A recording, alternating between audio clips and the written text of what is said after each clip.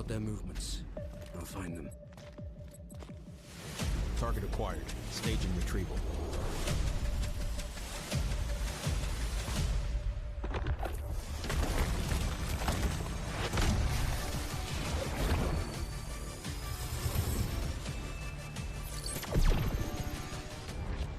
The signal's blocked. I can't pinpoint their location. Guess it's up to me then.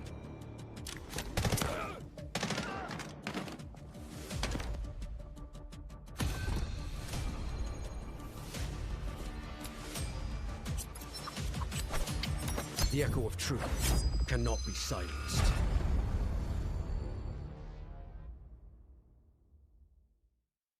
Warning. Control system compromised. You want to know how freedom is made? Patience.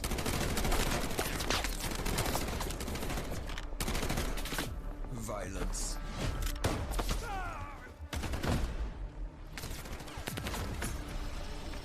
Struggle.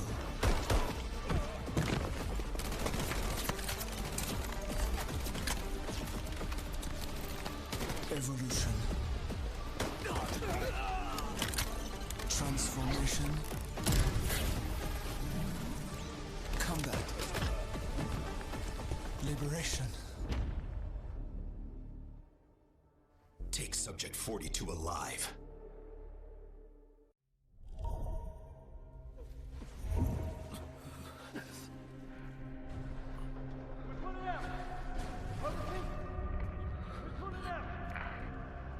Hang in there.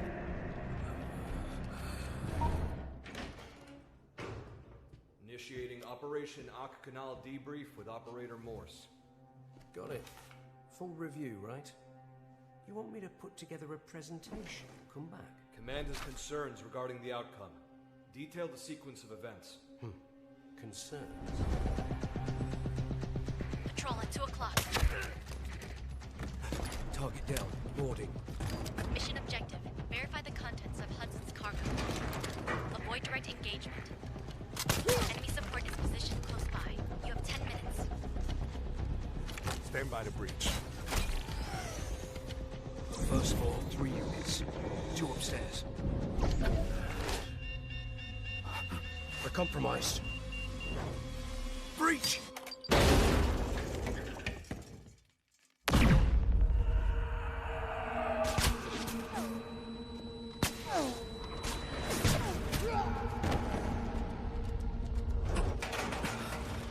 Bob's your uncle. Got evidence.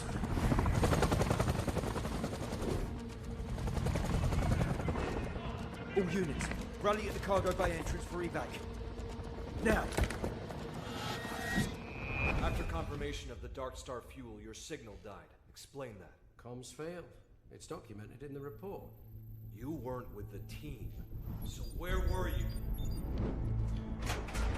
Bob's your uncle. Something's off. Checking it out.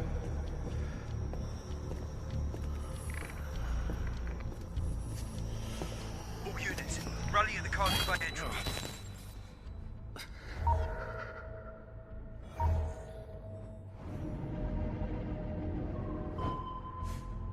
Unknown acoustic signature at 2 o'clock. Radar empty. Requesting permission to investigate. Just heading at increased speed.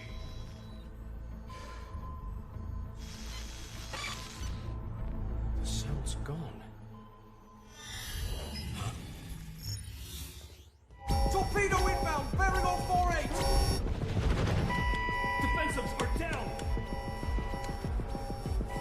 Torpedo range, 600 meters!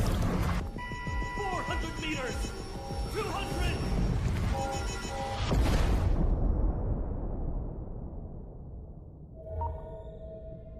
Given your performance during the operation, Command has determined you are no longer fit for frontline deployment.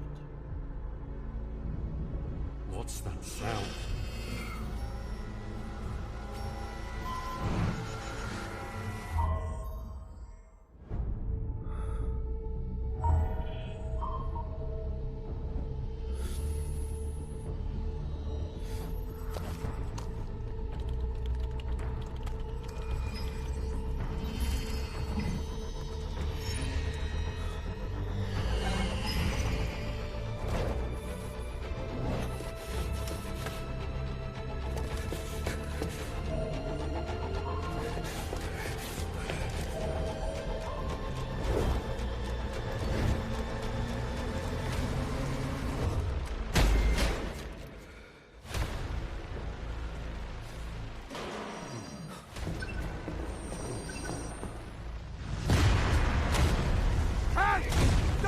hard to me. This ship isn't carrying anything good.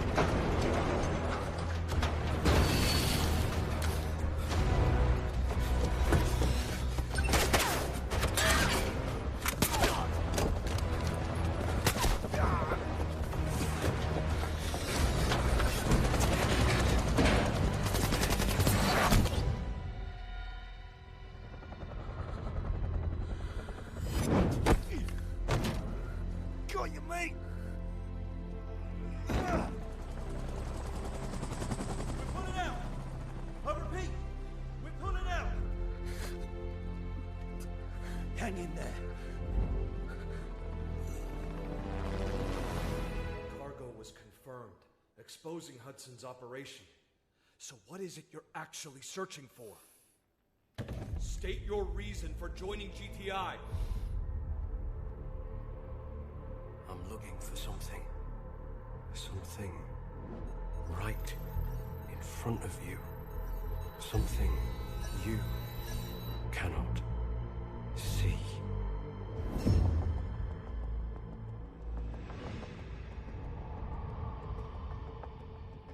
That will be all.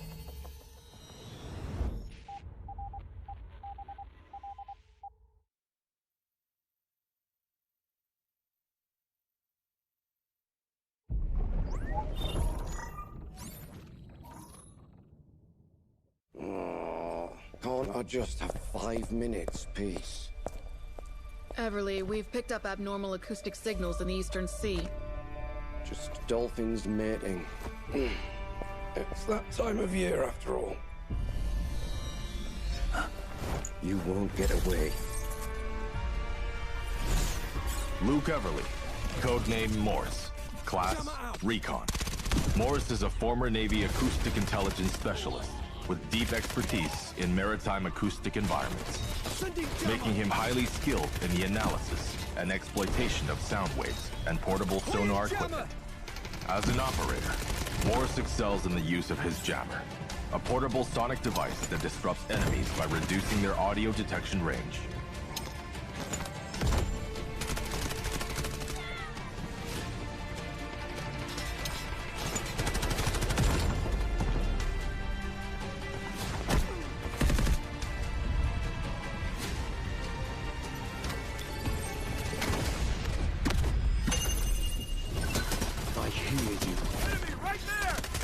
Morse's advanced sonar device emits sound pulses to scan for enemies, generating markers on their positions. No more secrets!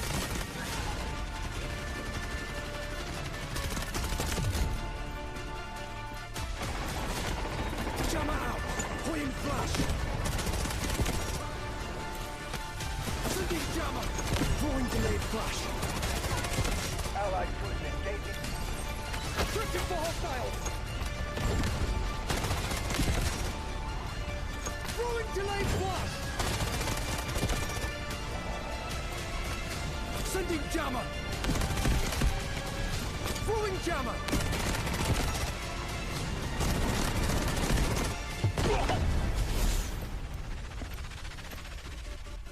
Shh. The storm is coming.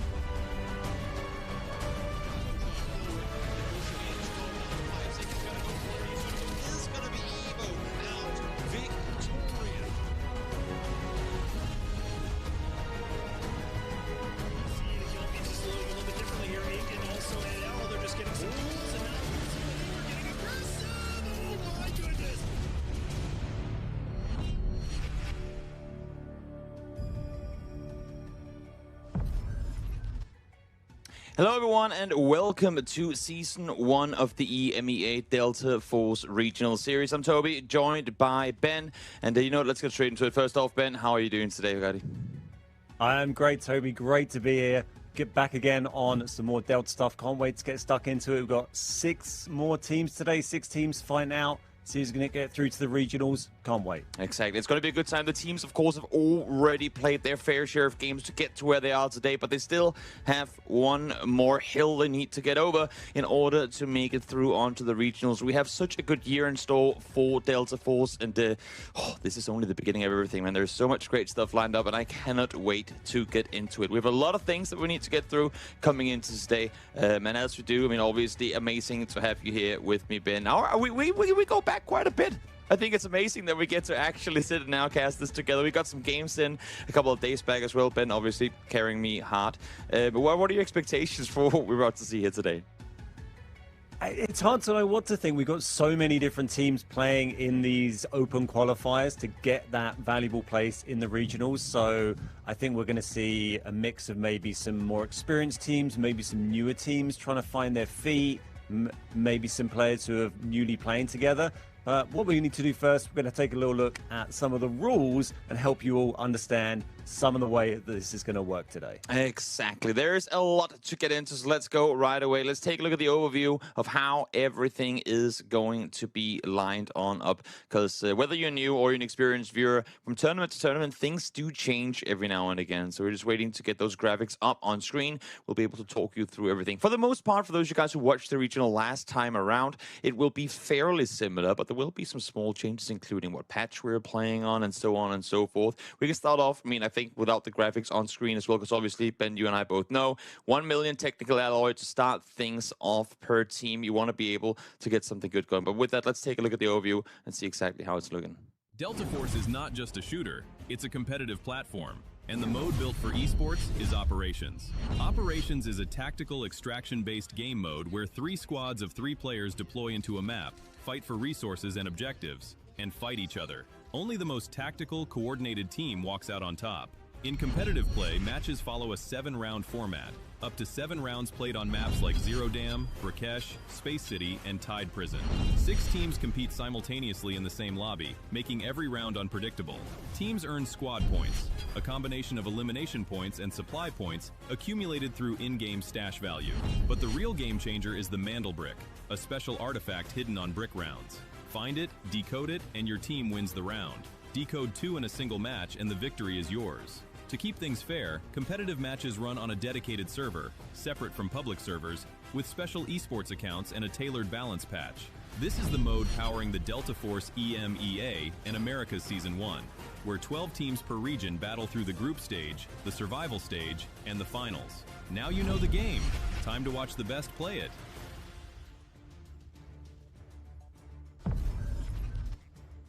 Well, as I said, now you know the game. Now you're just going to get into it. Well, there's a bit more for you to have explained here. And you know what? Normally, I'd be the one doing all this. But since I have my lovely Ben with me, Ben, why wouldn't you please do me the honors of talking us through what we're seeing here?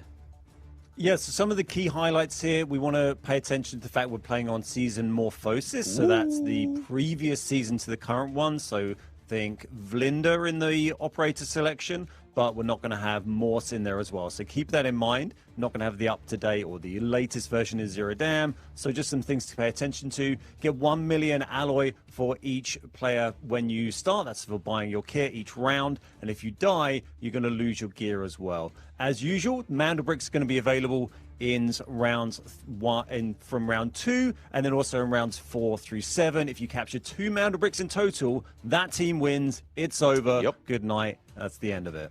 Exactly. Should we make our way all the way to round 7, you can get a full reset on what operator you want to use. But up until that point, you can only use an operator twice, which is going to be quite impactful because, of course, there are some operators that, based on whatever map you're playing, are heavy favorites. But as we can see soon with the map order we're going to be playing, you won't be able to field them every single round. So you got to be very specific as to in what rounds you want to field which operators. Unless, of course, as I said, we go to round 7, then it's all reset, then you can do whatever you want once more. As you saw here, 1 million Technic Alloy for each player to start things off. Not only that, but you get the 3x3 Ultimate Safe Max, you get 12-slot card holder, and then what I think is the most important one on this screen here, of course, yes, you want the mantle bricks, that's the big one in the end of it, but if you don't get that, eliminations. 800,000 in the bank per elimination. That is going to be huge, Ben.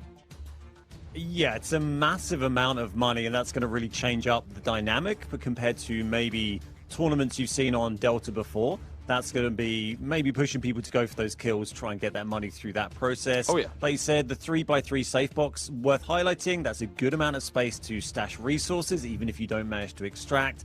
And that 12-slot card holder, they're going to be able to use those key cards essentially as many times as they want. It's not like when you're playing a normal round, so they'll be going in, opening up those high-value key cards and getting those resources. Exactly. I mean, we've seen it in previous tournaments already that teams are playing pretty aggressive. We are seeing a lot of the same teams having qualified all the way back to the stage we're on here today again. So I would be very, very surprised if we don't see the same aggression again, especially on those supply rounds. But the opposite of supply rounds, we have the Mantle Brick rounds. With Mantle Brick rounds comes Mantle Brick rules. And you know what? Again, Ben, I'm going to hop over to you because you did so well in the previous slide. I'm going to have you talk over this one as well.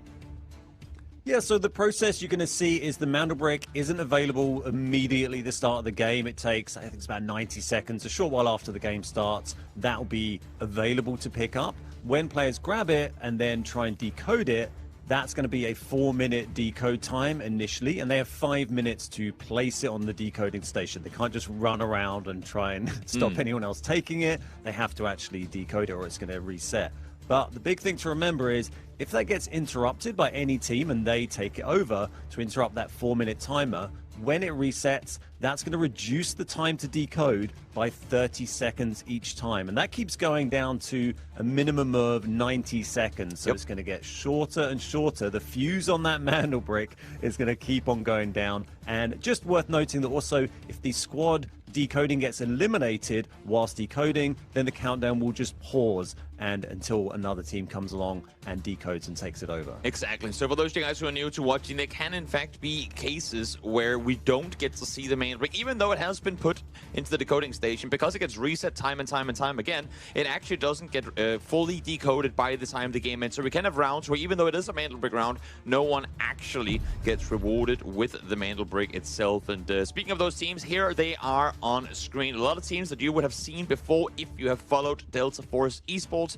Road to be signed, Dark Entities, I think are the two ones that really stand out, at least to me. R&B as well. In the previous tournament that we had here, we had Raid Bull being an absolute raid boss. So I'm hoping to see him go out and be able to pull off some of the same performances here again. Do you have anyone in particular that you're looking out for here? Anyone that you want to see do well, Ben? Yeah, I certainly caught up some of the previous events and saw Raid Bull performing really well, so I'm very interested to see how Raid Bull comes across. But yeah, I think there's a lot of good players in that roster, and hopefully we're going to find some new emerging talents today as we have a little look at the map rotation here. We're going to start off on Zero Dam. This is one of our airdrop games. Round 2 is going to be our first Mantle Brick game over on Brakkesh, and then round 3, quite an interesting one, Toby. Last place chooses. Yes, exactly. You get to play either Brakkesh or Tide Prisoner. We've actually seen quite an interesting change-up in whether teams pick one or the other. I like to think there's a bit of a favoring towards Brakkesh. I've only had the pleasure of casting Tide Prisoner a couple of times where Brakkesh usually is the one that you get. But that's also fun because then you go from a Mantle Brick Brakkesh round into a Air Supply Brakkesh round right thereafter. So really interesting. And you know what? With that, I think we are just about ready to go. So my oh my, we're getting right into it.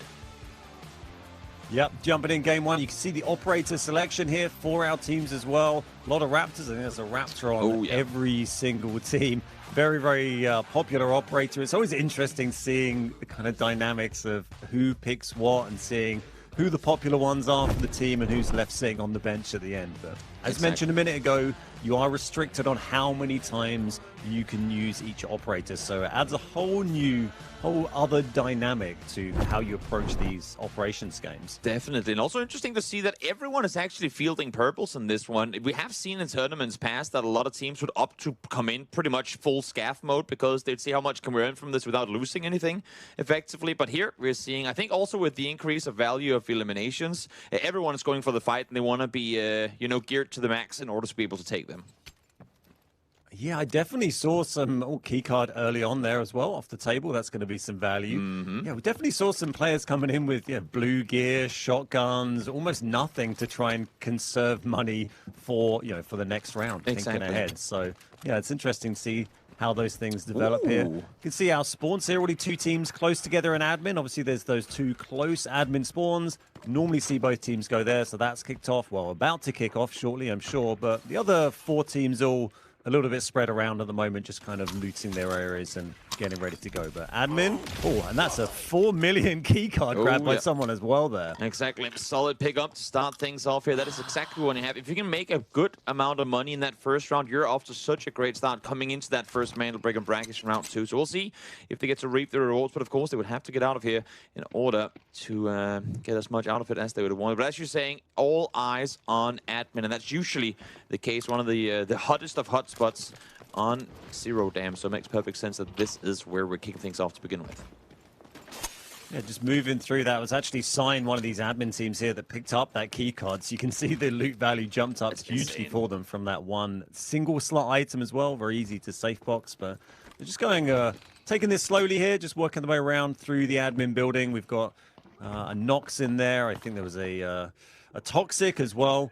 And teams just take up positions. Every team has a Raptor, so they've all got good recon. It's a little less useful when you're inside the admin building because you can't get the bird up high. Normally you've seen these teams move the bird up very high and look down and try and scout out. But obviously, when they're just going to fly it around inside, then you're just going to see that bird get shot down very quickly. Exactly. Also important to note, of course, for the teams that do spawn closest to admin, that would be your tier 1 spawn on this map. You cannot have the same tier spawn 2 rounds in a row. So as great as it is to get to admin early and get some good money in the bank, you will be spawning that much further away from potential Mantle Break come round 2. So that's also even more of a reason why these teams that are here now really want to make the most of it, because they know they're going to have, yes, maybe some better weaponry coming into that next round, or at least money to get better weaponry, but they will be spawning further away, so it might make things a little bit more difficult for them. First airdrop, still a minute and a half out. Of course, also worth noting that you cannot get your golds in this one, whether it be ammo or whether it be helmets and vests. You cannot get any of it in Zero Dam. Only available through the airdrops, so that makes those airdrops that much more valuable, as there will be a bound in just a minute's time.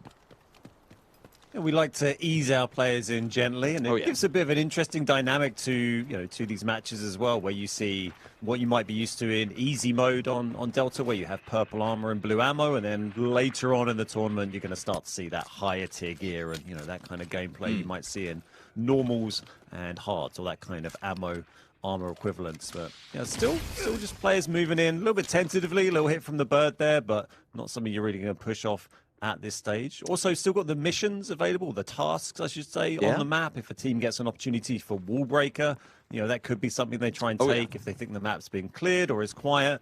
Definitely good opportunity for loot in there. I think you're going to notice some pretty high tier loot in these games compared to what you might see normally. And but still just waiting. We might see some other teams start to move in and build up towards third parties here as Sign picks up another red there, a little quantum storage. Couple of 100k on the board. But that's the interesting thing. I mean, normally we would have had that first skirmish and admin done with already. One team would have survived, maybe be a little wounded, and then the other teams would be looking for third-party opportunities. But now, I mean, when looking at the map, looking at kind of where teams are maneuvering around, we don't really see any direct confrontations at all. R&B have opted to wrap north over and kind of give up the admin position itself as a whole. And then on the south side of it, Cloud is actually making their way down towards that south side extract, maybe over towards the cement plant, where NB is currently sat waiting for them. But they too have LFS coming in right on their west side, so it's gonna be a little dangerous. Yeah, might see some action down in the south here. It's slightly unusual seeing R&B decide to back out of admin and affect their move into the containers and try and hold that. But conversely, it can be a good angle to to get a knock through those windows. I think at this kind of level of play, it'd be pretty tough to push in from containers on a single knock upstairs. The time it'd take you to get up. This is how players move around the south, searching everything as they go. But this is. Yeah, they can see the smoke here. This is dangerous, though. I mean, if you look at their Doritos, where they're looking right now, they're all looking east. Little do they know there's a team coming in right behind them. They're taking out these AI as well. So clearly not aware of what's happening behind them, making a lot of sound as well. It's going to be just a second before LFS is going to be wrapping the corner, and you'd have to imagine, unless if they hit some really insane shots, that NBO goes down here. But maybe this could be a perfect timing for the Bird to get in the air, and they'll realize, yep, instantly shut down. Now they realize. Yeah, they saw that team coming in behind, pinged someone with the Raptor, and just about swung round in time before Aeon dropped. Got our first fight kicking off here. That was Stickinson there. LFS versus MBO here. No one dropped yet. We got a Nox, a D-Wolf, and a Raptor here, but these guys are pretty much pinched as well. There's a team in the middle may decide to come back in third part of this as the supply drop has landed. I think that is in the barracks, it is. Or maybe one of the military camps. Yeah, barracks. Interestingly with that, though, look at what CLD or Cloud did off of that. They see, or they see the fight break out towards the west across the water, and instead of saying, great, let's pin them down, like let's then engage in it directly, they actually back off. I think they're realizing, too, that there is a team out on that airdrop on the eastern side, and there definitely are. There's that dark entities just on that eastern side, looking to come down towards the west once more. I think they're realizing this too. So a lot of teams kind of pinned in with one another down here in the south. And then up north, it's just R&B and Sign. Still sat, waiting this one out.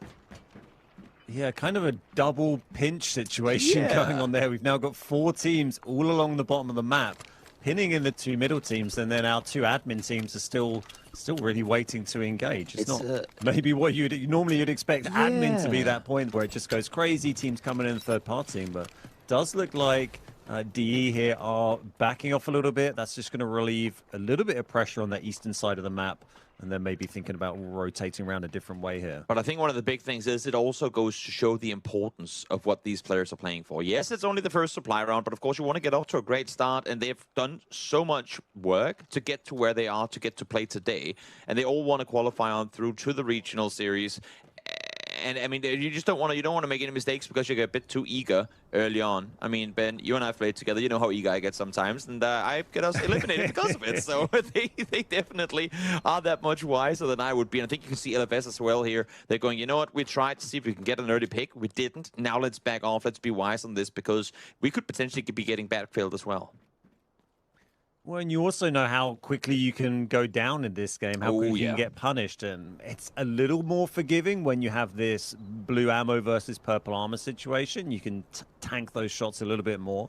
But yeah, people playing a little bit more conservatively. As you say, the top team today is going to go through into the group stages, into the regional tournament. So huge opportunity at stake for everyone. It does look like the EA maybe moving around towards the airdrop, and someone going through that CLD, going through the minefield. It's always a risky adventure, but hopefully they know the correct route. I've got that wrong once or twice myself. happens to the best of us. Yeah, I mean, what I guess, I don't want to say it should have been, but what we expected to be the first fight taking place in admin didn't happen. Then by water didn't happen. Now we're seeing a bit of what could become a skirmish down here, but I think first fight could actually be up for that airdrop. We get the AWM spawn in here with the second crate, even if you don't go for the shots with it. Just save the ammo, worth a lot of money too. And we'll see if that fight ends up being a thing between RMB and DE. If not, then at least for LFS, they're trying to back off here. And there's the sprint for the big beast of a weapon. Yeah, that's the airdrop just outside sub here. A couple of reds in the safe pocket there. Grabbing the AWM from the supply drop. That's going to be absolutely brutal, this tier of gameplay with this tier of armor. But it's a pretty vulnerable spot. We see the fight kicking off. That's R&B. And then D on the other side of them also have Cloud coming in as well. So we've got 3 teams in quite a condensed area here. And despite that AWM, they need to be careful from the other side here. And yeah, the thing about this map is the extractions, they don't, even though the teams haven't really fully engaged yet, if they do want to try and extract, they have to cross paths at some point. They need to switch sides to get to those extracts. I mean, you effectively only have have one that you're really aiming to go for up on the north side, right? And you have to go via admin in order to even get that opened up. So will be interesting to see how these fights end up unfolding, because normally we'd have 1 or 2, maybe even 3 teams eliminated at this point in the game. Still, I mean, we're already under 8 minutes, so this is going to get a lot more compact. We are seeing teams already go for the zipline, maybe. I mean, they get the... You know what? They might just send one out here, get that AWM out of the game, and get it into Brakkesh maybe for next round. I think that wouldn't be the worst call here. What are you thinking? Yeah, I'm trying to follow. Did DE cross the map? Have they moved across from their spawn there, and then is that going to be an available extract to them? I think they might be able to get. They might be able to get one out there. Yeah, they should. They got both airdrops. Given that this is an airdrop round, and they got all visitor center as well. They're set on 3.9 mil so far. You extract the AWM, you bring it into the next round. I mean, I think you call worth on that. And then you can sit your last 2 players down and see if they can do some damage, or maybe find some late eliminations around admin for some extra money. I don't think that's too bad of an idea.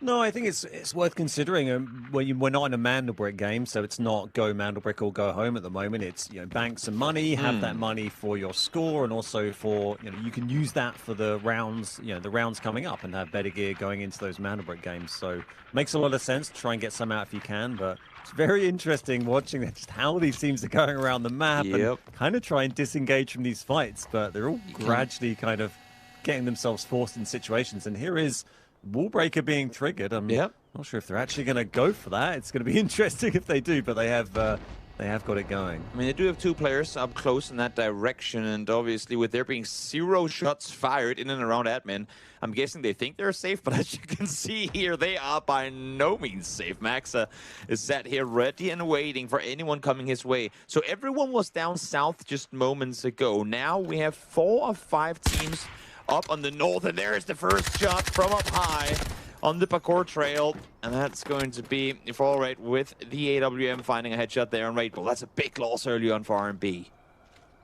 Yeah, finally we see the first knock and the first flash, and it is DE with the AWM right at the top as well. And another fight kicking off from the tunnel here. This is over near that cross the Wallbreaker. We've seen one drop from LFS here. Getting pushed by number 1. 3v2, lots of shots coming in from D-Wolf's Triple Blaster. They're going to try and push this. A nice little flank, 1 for 1. Stick is down and gets one as well. That's cooked down. Not many players left up here. Yeah, just 1 left to work with on the side of LFS. See if he can do something with it.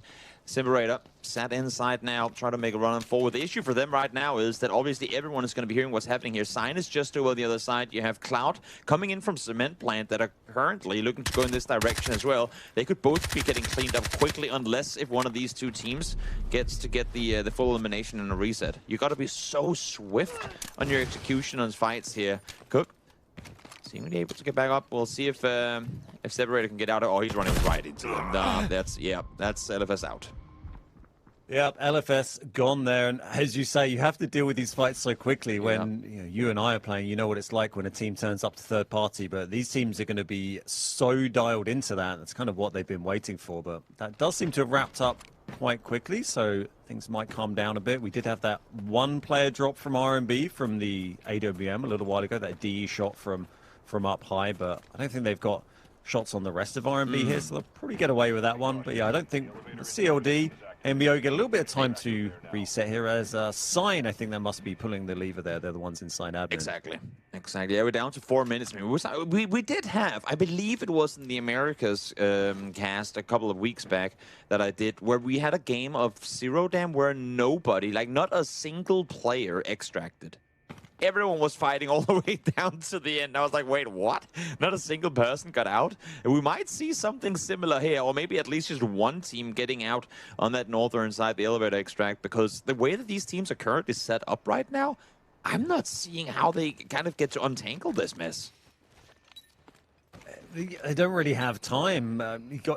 It's going to take you about 2.5 minutes to sprint to an extract from around the admin area, apart from the admin elevator, which has been pulled, so that is available. But you know, you do sometimes see that in these tournaments, especially now. You get 800,000 per kill as well, right? You know, the incentive there to go for the kills. Why go and extract with your full team if you're CLD with 2 million if you can stay in the lobby and try and get 3 or 4 kills? And it's going to be more than that more than that amount of value. It's going to be points on the board as well. That's your your squad points, your supply points. So, it's kind of worth staying in and going for the kill. So it might look a little alien. More shots coming in here. Get the crack on the vest, but can't quite find the down on him. Knocks a lot of damage coming through from the French team here, but not enough to find him down. And as we were saying before, all these teams creeping further and further towards one another. Follow actually taking the AWM into the fight again. I thought they were going to try and extract one early, but value of these eliminations make it that much more valuable. There we have the Spider running on forward. Little Tim seeing if he can get something done. Does he catch one around the corner? Might. They're clearing forward. Yeah, this is D pushing on R&B. They got that knock on R&B earlier. They know it's a 3v2. It's absolute mayhem popping off. And that is just one left up for R&B. 2v1, D versus R&B. And they do close that out. And they're going to get the revive. They didn't get the finish on that as well.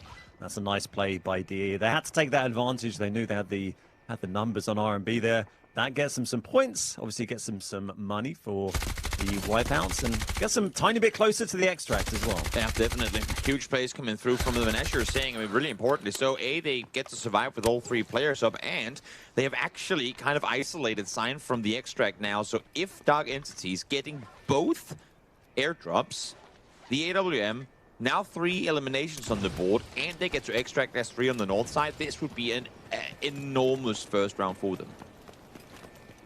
Interesting seeing with the dam open for Wallbreaker as well. I thought maybe MBO might choose to go down through the inside of the dam here, but they're just making their way towards that extract, hoping for a valuable key card there, but it doesn't unfortunately come through for them.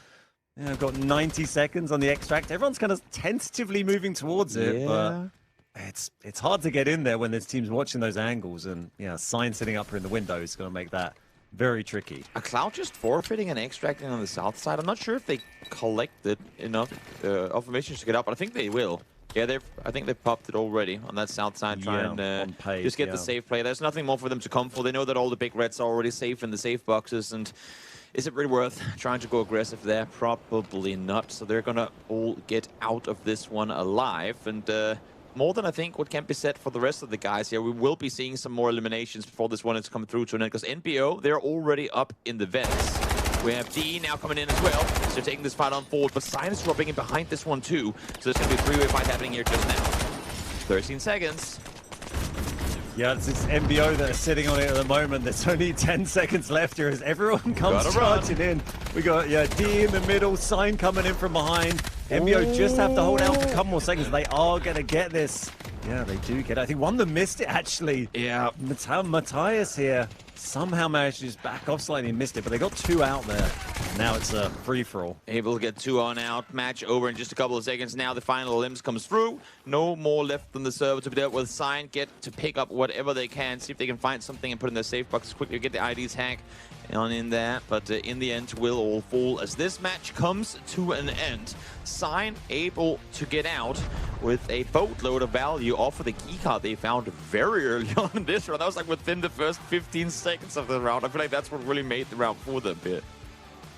Yeah, it's the biggest thing I think we saw pulled in the whole game was that 4 million keycard. I didn't quite see which one it was, but one of the top tier red keycards. So big find there, get some good money on the board for them. I think we saw 5 players extract in total in that game. We had 3 going out from paid. I think that was Cloud. And then we had a couple get out just on the end on elevator there. And one of them must have just backed off into the corner at the last second and just missed it. Because if you go right to the edges there, you go outside of the area. But they did get 2 out. And then everyone else just grabbing as many kills and whatever they could safe box in a hurry there. Definitely. Dark Entity's not able to get out of that one. That means the AWM will not be brought in to the next round. Again, I was really sure that when they ran up to the zip lines, they were going to send that one player out. We've seen it happen so many times. You put as much as you can on that one guy, have him leave, just to guarantee yourself some wealth over the round. But instead, they get a little greedy, and they pay the price for it. But that's also something we've seen before and probably will see more of over the course of the day. Yeah, definitely. It's going to be interesting to see what other unusual extract options some of these players use. We've got games on different maps coming up now. We've got Brakkesh coming up. That obviously has the dog tag extract you can use in the tower. That's just a single slot. You're going to have a single slot available on the bagless extract. And then obviously the traditional lever extract in the middle as well, the helicopter extract. So Going to be a lot of fighting over that. Oh, We're yeah. also going to be moving towards seeing some Mandelbrick soon as well. Those games are going to be just a totally different dynamic. It really is. But before that, we're going to hop to a quick break. And then when we get back here, first Mantle break on the round over on Brakkesh.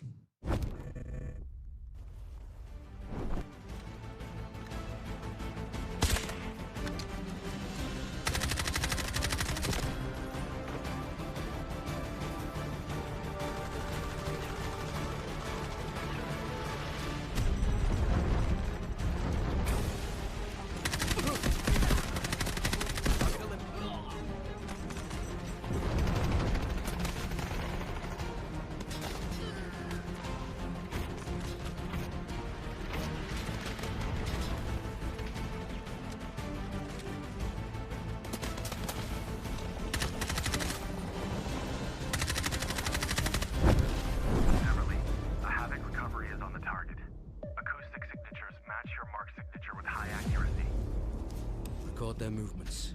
I'll find them. Target acquired. Staging retrieval.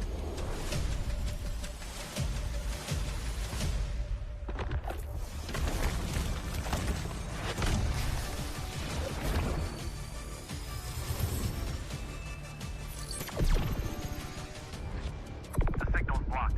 I can't pinpoint their location. Guess it's up to me then.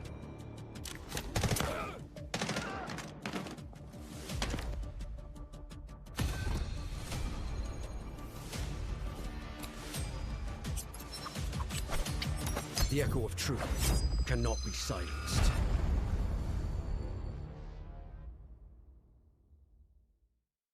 Warning. Control system compromised. You want to know how freedom is made? Patience.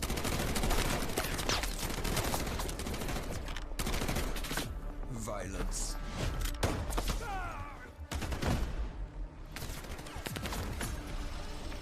Struggle.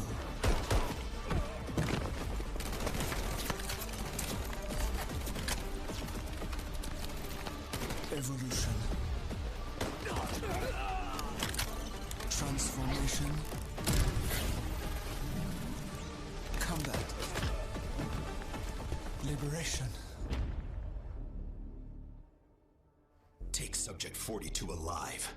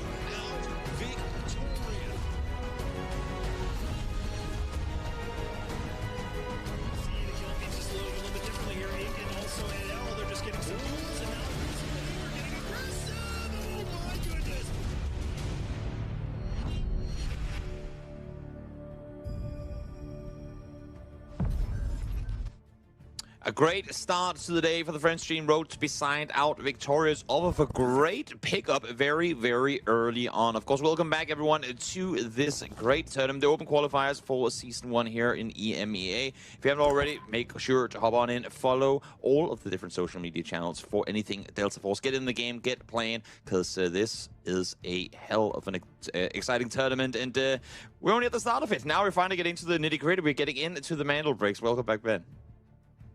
Yeah, can't wait to see how the Mandelbrick games play out. I personally really enjoy the games we get on Brakkesh and Space as well. Yeah. Two of my favorites to play, but also just to see how these teams approach them. If you've not seen how some of these Mandelbrick decodes go down, they get very hectic. If you thought that extract at the end there was hectic, it's kind of like that, but for 10 minutes straight while these teams are trying to decode. So that I can't wait to see.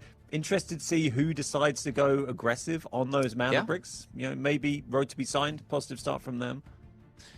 I mean, there's a good chance that you'll see the team that gets out with the most value off of the first round. They'll obviously be investing big goals into the next one, as you can see here, able to accrue 9.7 million assets. That is a great start for them. 3 kills as well to get them skyrocketing into the next one. The one having the hardest time living for success. Not really the greatest start for them. Kind of got caught on that southern side early on and then tried to fold back up north and just didn't really work out their way. But we are headed into the first Mandelbrick round over on Brakkesh, as you said. And I mean, talk to me, Ben. You've obviously got your fair share of experience. What makes Brakkesh, I mean, as you said, one of the greater maps for you in this regard?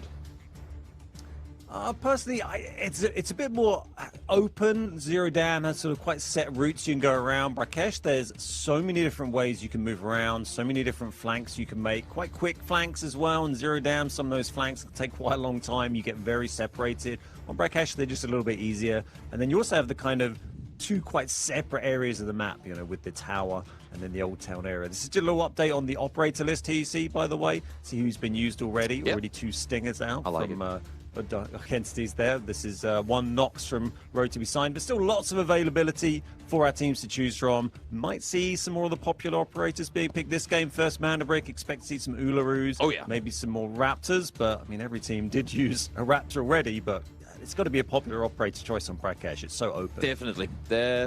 And I am trying to do the math here for Dark Entities, because they've played 1 game, but it registers as they've used 6 operators.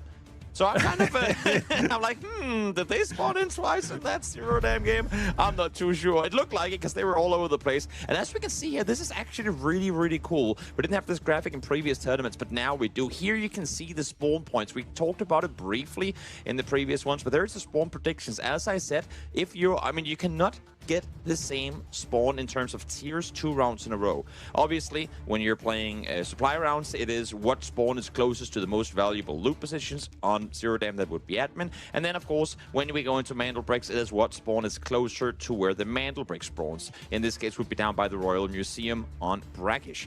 And here you can see which teams have a chance to be able to get that tier 1 spawn, because it's, of course, by no means guaranteed. All that is guaranteed is that you cannot have the same tier spawn 2 rounds in a row. So it will be really interesting to see how things go down as we get into Brakkesh. As you said, Ben, it is going to be chaos galore once whichever team decides to go for the Mandelbrick early commits to a decoding station, and then from there on try to hold it on.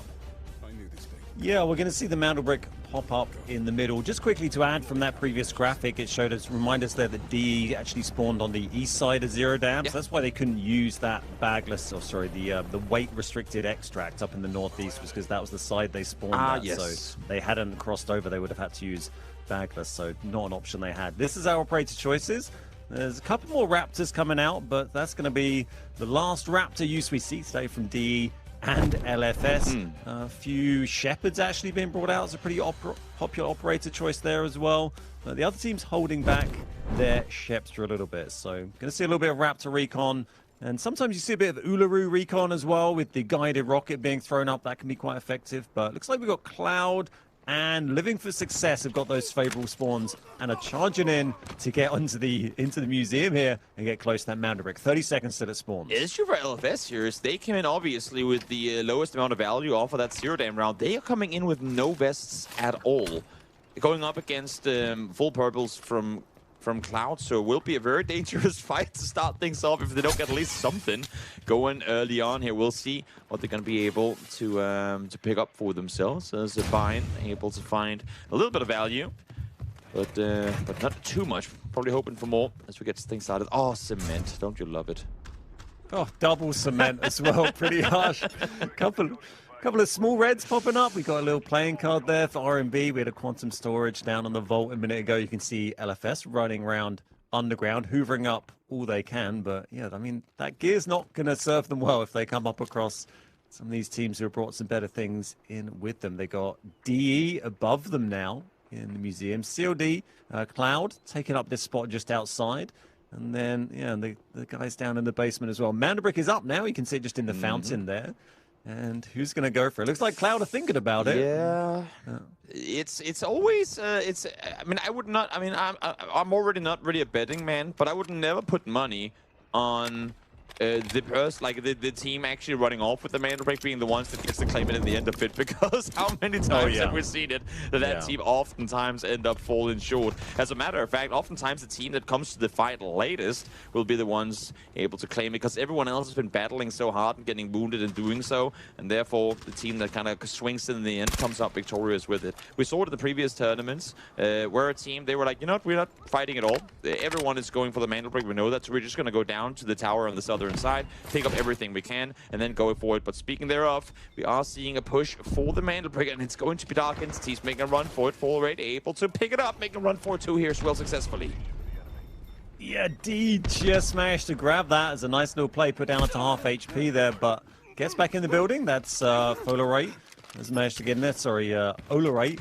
Trying to read some of these names is a challenge unto itself, and they've got the decoder actually right here, so they're going to get this straight on by the look of it. But that's going to be a long decode. Remember, the first one, 4 minutes to decode, and obviously if that gets reset by another team, then that's going to get shorter and shorter as we go. So expect to see a lot of action in this area in the museum over the next, I think, 4+ minutes. I think this is guaranteed to get reset going down this early. But yeah, as you say, we have seen before that it doesn't, but given this specific location, there are just so many open angles. It is so incredibly difficult to defend, especially when there's so many teams on the server still. If you get a 1v1 in terms of teams, or 1v2 maybe, you can do it, but with everyone still being up here, just look at how many corridors, how many open angles, how many things you can peek on over. It's so hard to defend properly from anywhere here. So we'll see how things are going to pan down. A lot of utility being deployed here as teams are making their move forward.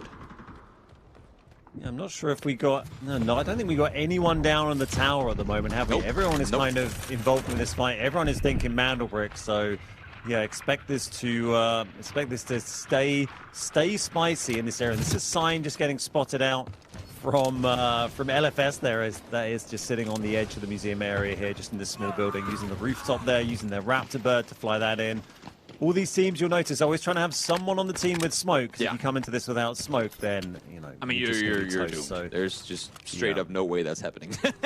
A little more value coming through. Raid Bull. This is R&B again. I mean, the only team not really actively joining in on the whole Mandelbrick thing. They're up north. They're just running around looting the Grand Hammam, and luckily for them, being rewarded for doing so.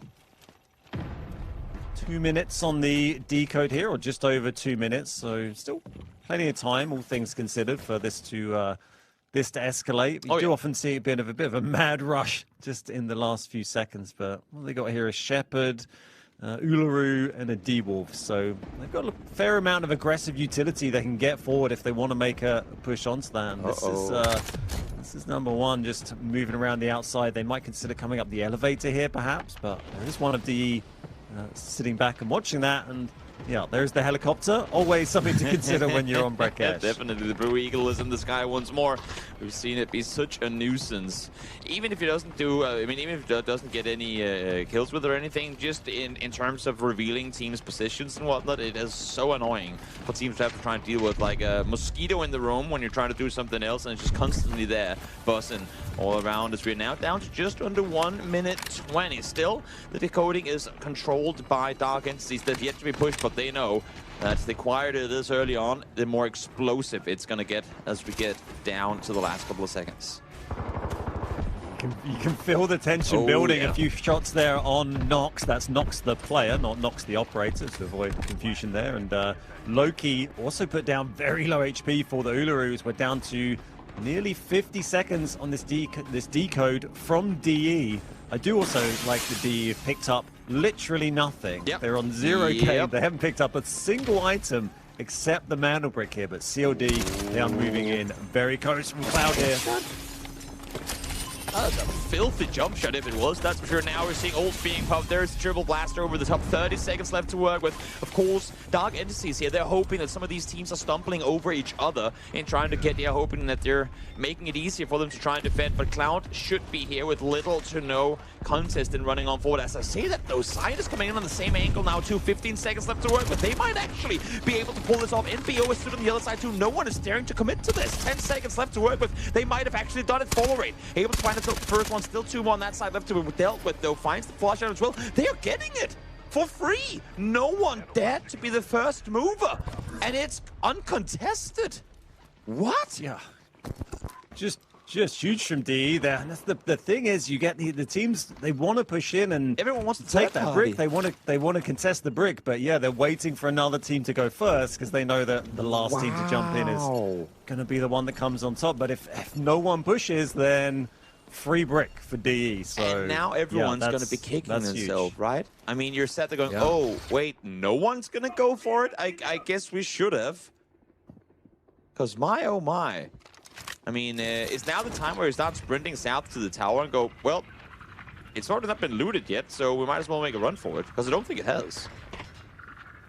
Yeah, I don't think tower's been touched, and you're either going to go and hoover up some loot on the map, or you're going to try and mop up kills if you feel confident in your squad's PvP ability. Obviously, you can get a lot of money for getting those player kills. That also means you don't have to extract that money you get for the kills. So looks like it's only 3 of these teams still staying here at the moment. I think some of the others, LFS moving, RMB moving around the map, looking like they're going to go and hoover up a bit of loot. But I mean, and if you're Dark somewhat Entities limited here, extraction options. If you're Dark Entities here, you just stick around, right? I mean, you already got the mantle break guaranteed. You're set pretty tightly for the rounds to come. Now we're seeing the fight take place once more. It's them.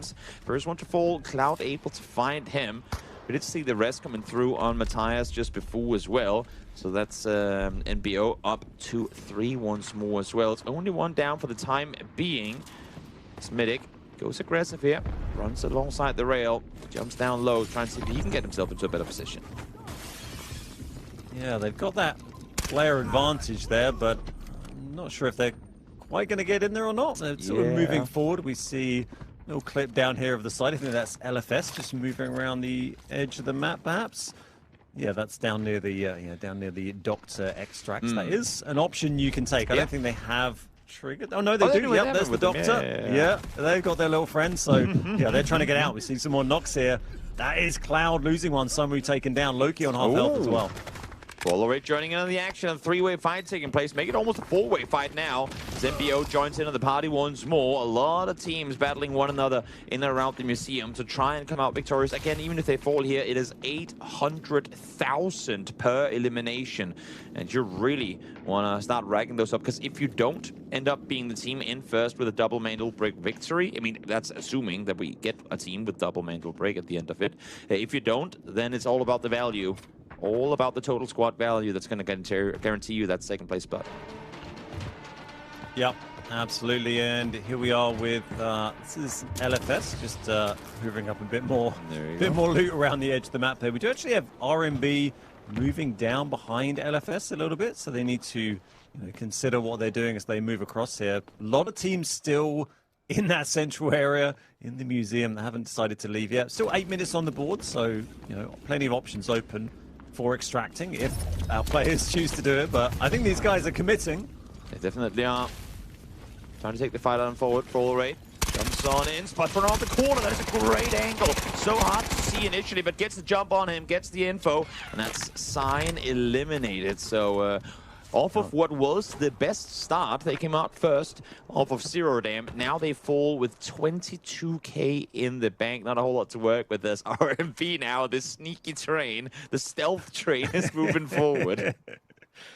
Yeah, the stealth trains maybe Rolling's generalist, but it's definitely by in one motion. Yeah, moving its way along. Oh, yeah, there we interesting seeing that last little fight there. The mag they had on that gun, I think that was the 45-round mag, perhaps. I was waiting for the reload, but just kept firing and firing. Eventually managed to catch the final shot and get the elim there, and that's a few of our teams moving down towards the museum. This is LFS. They're trying to head out with the doctor, head out with Sammy there, and get the extract. They could get all three of them out if they manage to do that, but they are being very slowly hunted by R&B here. Exactly, and they're seeing what's happening on this side of it too. Oh, what a great shot coming through from Simberator. That's the rocket up in the sky. Those get taken out early on, so no big damage come through with that. They do get the damage done, though. Now, Great Bull forced to back off as well, on fire as well. That's fine, confirmed. So you do get to see the Toxin ult. The Swarm comes through, buys them a bit of space, but in the end, LFS, I feel like those what they have to. Get the run on out, gets the extract as well.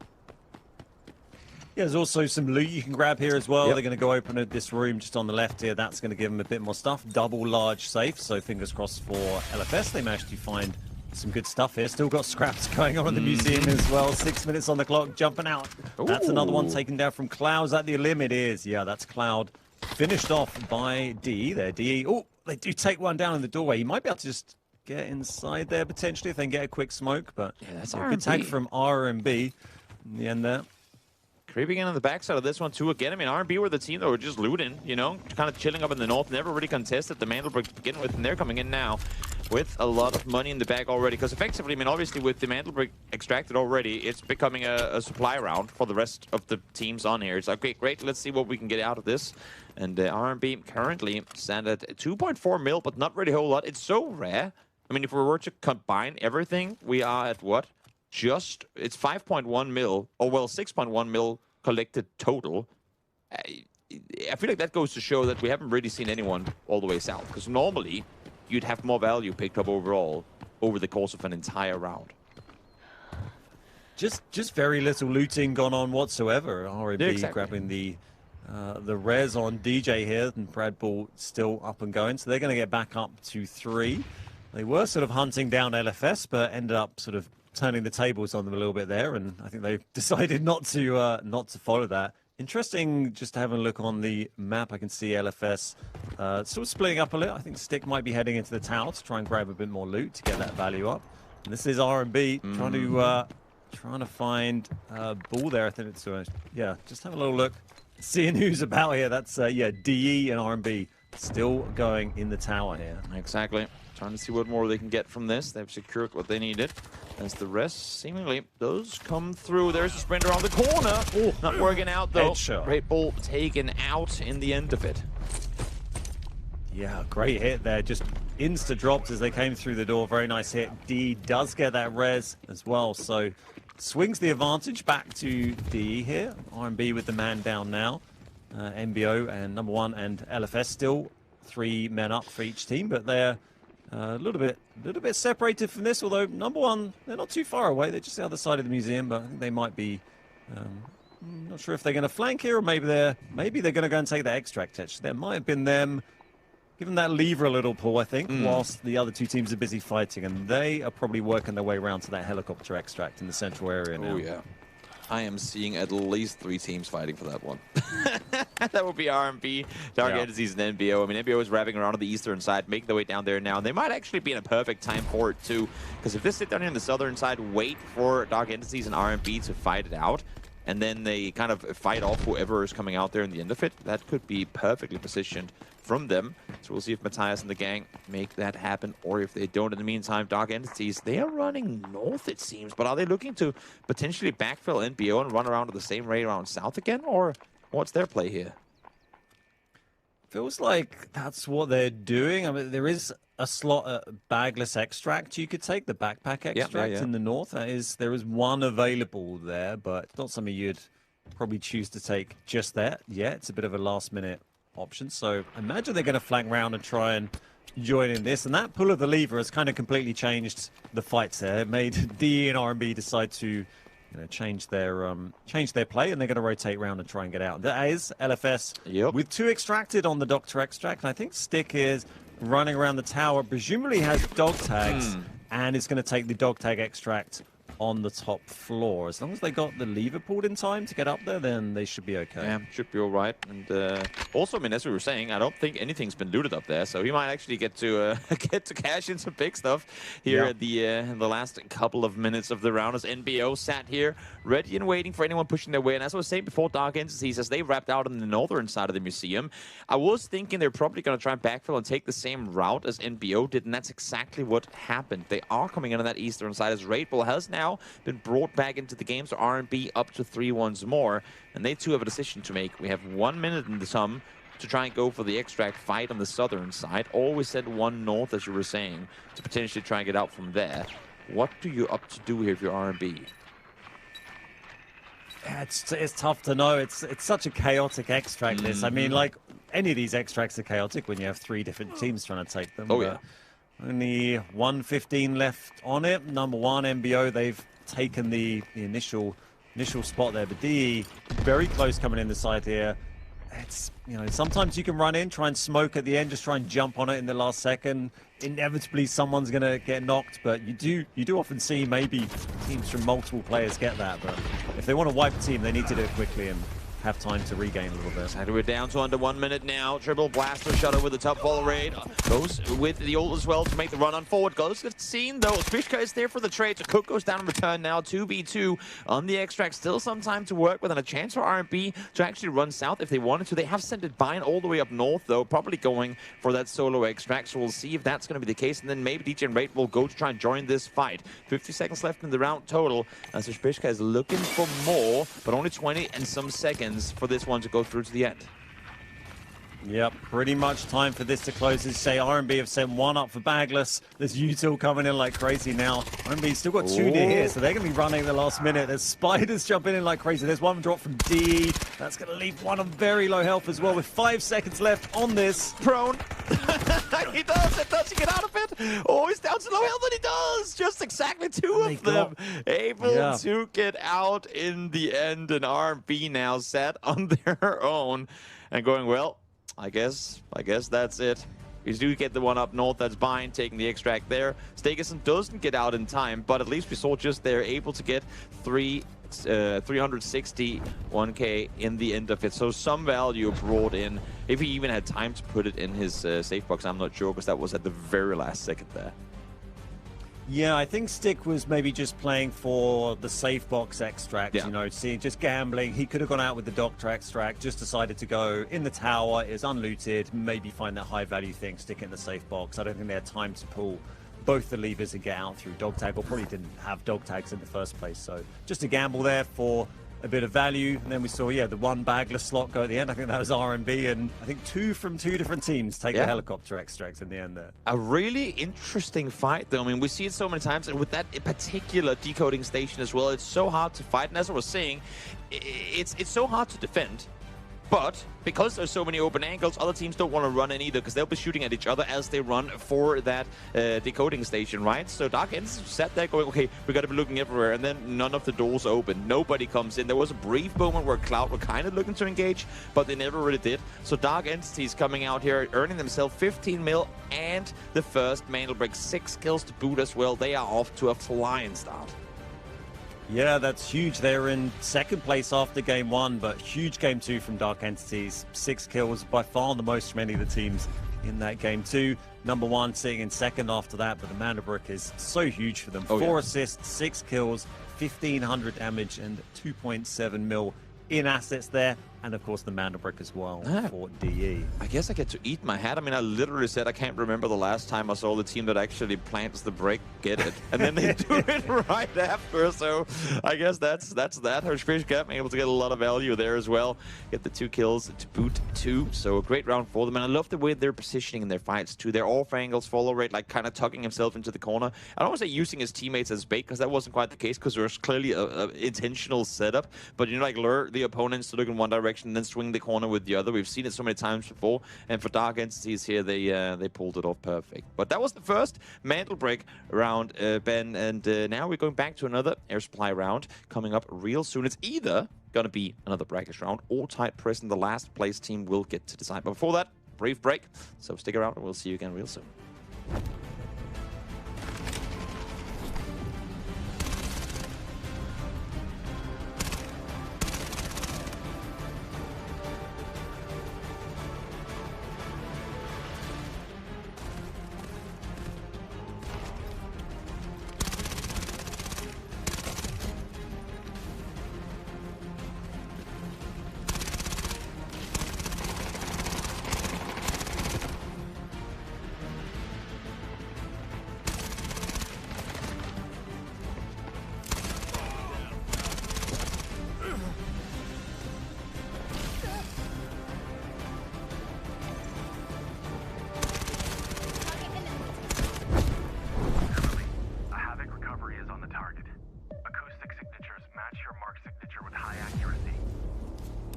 their movements.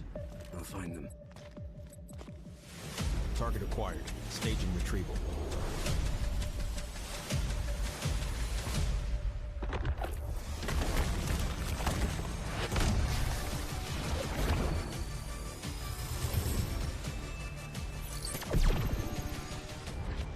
The signal's blocked. I can't pinpoint their location. Guess it's up to me then.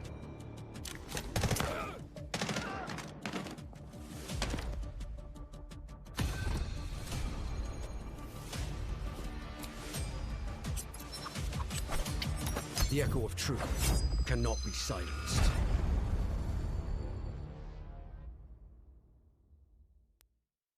Warning. Control system compromised. You want to know how freedom is made? Patience.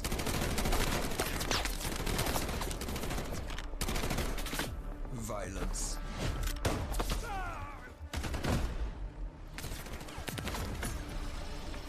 Struggle.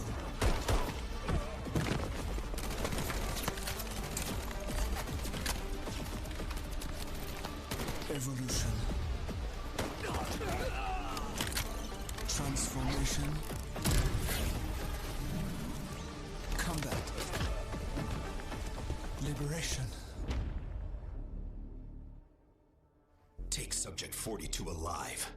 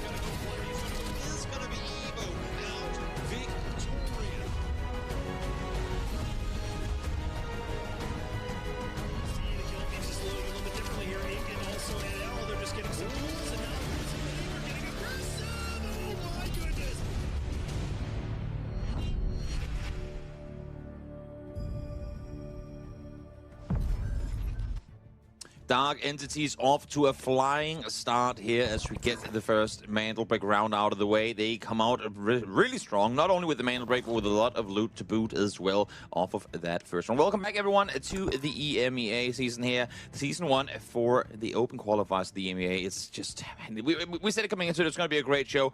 Maybe I thought we were going to get a bit more contesting of the Mantle Break there in the end of it, but outside of that, Ben, how are you liking the tournament so far? Yeah, free Mandy for DE there, but hopefully we'll see a bit more contesting going on when it's coming down to the critical Mandel bricks. That's not going to be for another game, of course. Game 3 coming up now. That's going to be an air supply drop, an airdrop game again, and then the game after that, game 4, will have another Mandel brick. Here's a little catch up on the leaderboard. You can see 10 total kills so far for Dark Entities. That puts them 6 ahead of anyone else. Obviously, they had a huge game last game. That gives them 24 total squad points. Squad points is your kills, plus you get 1 point per million of your assets, essentially. So it's a combination of those two things, assets and kills. They've got 24. Obviously, Mandelbrick, that's the top dog. Mandelbrick is the priority. So if you have that, you're top. But other than that, it goes down to those squad points afterwards. And it is going to be tight prison for game number 3. Yeah, we were talking about it in the break, and you were like, "Oh, they're just going to pick Brakkesh again." It's the same thing every time. Nobody wants to go tight prison, but here we are. We actually are getting tight prison this time around. I think it's fun. It's a fun map. Literally the polar opposite of Zero Dam and Brakkesh in terms of everything being inside. I mean, almost everything outside of the south, obviously, and everything being narrow corridors and whatnot. So we'll be seeing a bit of a change, I would imagine, in what operators will be played. If you were to hop on the server right now, you get one game, you get one operator to use. Who's your main tight prison operator, Ben?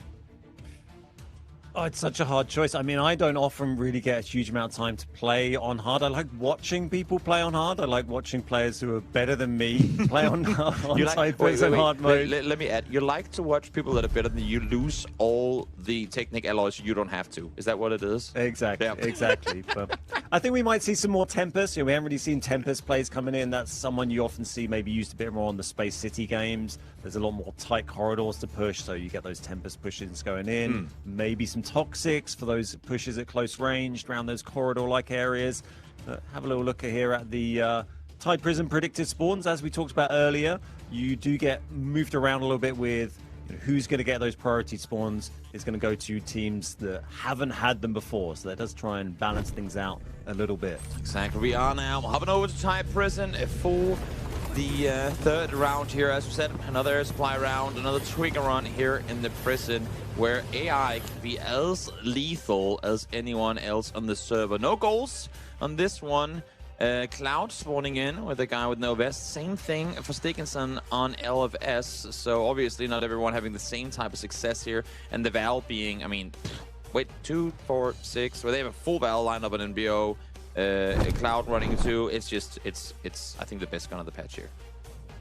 Yeah, so many Val selections. Remember, this is the Morphosis season. That's season 8. So very, very strong gun. I mean, it's still strong now, but particularly strong in that patch. So yeah, very popular choice. And remember, these players, the market prices of these guns will be different to maybe what you might get when you're playing normally, where you might see the Val has a crazy high market price. You might not use it. These players are obviously picking that. A lot of QBZs used as well. That's a nice sort of budget choice gun. I think a lot of players are taking when they want to save money. It's kind of an okay performing cheap gun if you don't want to invest too heavily. But yeah, Val certainly won the picks. And D here getting stuck straight in with number 1. Yeah, we might be getting straight into a first fight, just a couple of seconds into the round. Still plenty of time for the first airdrop to come around, but these guys don't really care for that for the time being. Looking for a fight NBO early on here, or maybe looking to sneakily disengage and continue forth on the journey here. So we get this nice little pip in the corner, seeing exactly what they're getting looted on up with, but nothing really too interesting for the time being. Oh, look at that, a solar panel. How nice. I think one of the NBO players might have missed picking up their loot there. They could looked like they were running around just with their hands and nothing, unless they just loaded in with nothing. I'm not sure. Maybe they didn't have the prison outfit on and they didn't start with a gun, I guess. But I think I looked for everything like maybe they didn't get a chance to pick up your gear. Obviously, when you start on tight prison, you have to quickly run up and grab your loot out of a box. But yeah, D now, they've separated a little bit from number 1. They're taking that sort of south admin area, and other teams a little bit spread out. Matthias just keeping an eye on things. And some big items picking up there. Some military UAV in the safe box there. There was something else popped up. It was 800k. So yeah, we see him some nice reds pull here. That's hard mode. That's exactly what it is. Able to get a lot of value early on. That's, of course, what these teams are sprinting around to try and claim. Right now, there's a ton of saves for you to loot. So it's all about how do you dare to path. And also, I mean, what prep have you done on the opponents you're going up against? And that's, I think, where this map gets a bit more tricky as well, because you just don't have the same amount of data on Thai Prison with some of these teams playing that you would on the likes of Space City and whatnot, because that's a map that we're guaranteed to play so many times over. And I feel like there's so many more routes you can really make use of on Thai Prison that makes it kind of hard to predict what the other teams are going to do. Yeah, they definitely are, and there's so much to know, there's so much to learn, and the players who've really ground out this map and got experience on it are going to have that advantage from from knowing what those routes are that you might be unfamiliar with. I think there was a military information terminal, I think it is, pretty big red, 800, 900k red, and a safe box we saw a moment ago. This is DJ running around, I think, bagless at the moment, just relying on rig and safe box. But yeah, teams looking pretty eager to go and hoover up some loot. Like we mentioned, no Mandelbrick this game. This is going to be an airdrop game. It's going to be interesting to see where that comes down, because it's quite an inside map. But Stick has been dropped here by DE. Yeah, first one to fall. No flush immediately to follow. Seems like he will be able to crawl back to safety. Nate lopped on over just to see if he's going to get anything with it. But they are all three here joined up together, so should be able to get a safe rest on in. So we are seeing some ults being deployed, but should buy them enough time to back off. As we see the Warden stood in there ready and waiting to come out and join the party. Yep, can't wait to see the Warden poke his head around and start dropping players while they're not paying attention. But the res does come off, and that's a great frag from Bishka there, taking down Matthias there from number one. Very nice bit of util and all sorts of action going on. Oh my god, the reactions to some of these players. It's crazy. Puts me to shame. Absolutely crazy. As we see the fight continue here, both of them forced to prone down, get into cover, see one another, but they can't do a whole lot about it. So we get more util over the top. Doesn't find anything with the disc there either. As a little bit of damage comes through in the end of it. But this is such an awkward, again, I mean, we talk about how this is all narrow paths and whatnot, but when you have these catwalks and the open corridors, you have to have your head on such a swivel in order to really see properly. There's a two-man push on forward, and Follerate able to find the first one. So one of them will be going down, and likely, flush to follow as well. Yeah, they managed to get that knock just as they got the other revive, just as number one got the other revive. So they thought they were going to go down to one player, but they are still on two. But D have pushed across from that now, so not very revivable unless there's a big rotation. Oh, yeah. Or they managed to wipe D, but getting relieved of your Val, and you know, what's better than one Val? Why not have two Vals, I guess? You said literally what I was thinking. I love it. Absolutely. But we're also now see where the airdrop is going to be coming in. It has been revealed on the map. It's going to be down on the southern side, where both Sign and Cloud are currently making their way down. Well, I should say Maxa, at least from Sign, is looking in that direction. But I think he heard the footsteps from Cloud. And when you see an entire team pushing around your corner, you're like, you know what? Maybe we give it to them. It's only gold and, you know, helmets and vests and stuff that spawn there. Not like that's needed. Lol. Does look like that airdrop is going to go to Cloud, I think. Yeah, you can see them on the map now. Contested. Yeah, no one else is going to contest them on that unless they go for a swim and bump into the Sharks, which I do also love the way when we see on the map that the enemies are highlighted in yellow for us to help us see through. Yep. And it also highlights the Sharks, because handy to know for us, you know, what they're up to. The players don't know where they are, but we know. Yeah, we haven't seen a whole lot of Shark action. I'm still waiting for Sharks to play more of an impact. I guess they play an impact in the sense that no one is getting, you know, like engaging them. So meaning that there's a lot of area not contested. There's your golden vest. A nice little extra to boot there, 300,000. And we got binoculars as well. So decent. But, I mean, obviously, the gold is what you're going for, and then hoping to get some extra value. But maybe not what he was hoping for in terms of what extras he got. I think he might have hoped for a slightly higher tier red there. Pretty sort of mid-tier red at this kind of level, I think. So, but yeah, gold vest is going to be handy. That's what you go for. Yeah, exactly. Yeah, purple ammo. Not really much in the safe box here, but they're still in it. This is Stick. They're back up to 3. Oh, and here's this is one of the boss missions, I believe. One of the boss tasks they've triggered here. So you can see the Warden's mates strolling through here. So now that's going to be the boss moving around the map, which is going to add an extra dimension of danger to our players here. MBO still with that player down. I think they've bled out or about to. Yeah, they're going to bleed out pretty soon. Yeah, there's no way he gets back up alive. I think what we're seeing right now is also DE kind of just sheep herding the corpse of the box so they can't get to him. As we are seeing this one continue. Now the AI has made their way out into the open and are starting to take fights, making things a bit more tricky for everyone. Yeah, you can just hear the boss just laughing maniacally down below, firing off his pistol. Everyone hiding behind bulletproof glass, trying to avoid that. That is Cloud actually getting caught by Sign. Yeah. They were keeping an eye out in this sort of submersible kind of parking lot here. Oh, there's the shark, just keeping an eye on things. Yeah, they do manage to pick up their knock on Cloud after the airdrop here, and I'm surprised they were still caught down there. They picked up the airdrop quite a while ago. Maybe they were thinking of rotating around this way, but yeah, I'm not quite sure. That's going to be a toughie. It definitely is. Sun Wu is kind of stuck down on the supply itself. Medic does bleed out in the end of it, so nothing he can really do. But they should be able to get to me the match. I think Sign is going to run off now that they got the wind limb that they wanted. Try and see if they can go for Medic now. But of course, comes with a lot of danger, Sharks included. Yeah, Cloud have got. So they've got one over on the supply drop there, one over on the extract point. That's going to open up in 4.5 minutes, so not going anywhere in a hurry from that. And this is DE getting in another fight here, and that is with Sign. So yeah, very tight little area to fight across here. Does look like one of Sign is maybe trying to make a little flank, but they're also not too far away from LFS if they decide to come down and get involved. But maybe they might just try and get a bit of looting done. Same utility, Love done forward as well. Already trying to make the run on forward. Stems. From the disc in return, not really getting a whole lot with it. So I would imagine that Sign is looking to back off. And again, I mean, considering the fact that Sign started off so strong, currently they're a bit further down in this round in particular. Haven't really been able to gain a whole lot. They've been a little late to some of the engagements as Raven has fallen. The Warden able to find him, always a little easier when the AI takes out one another.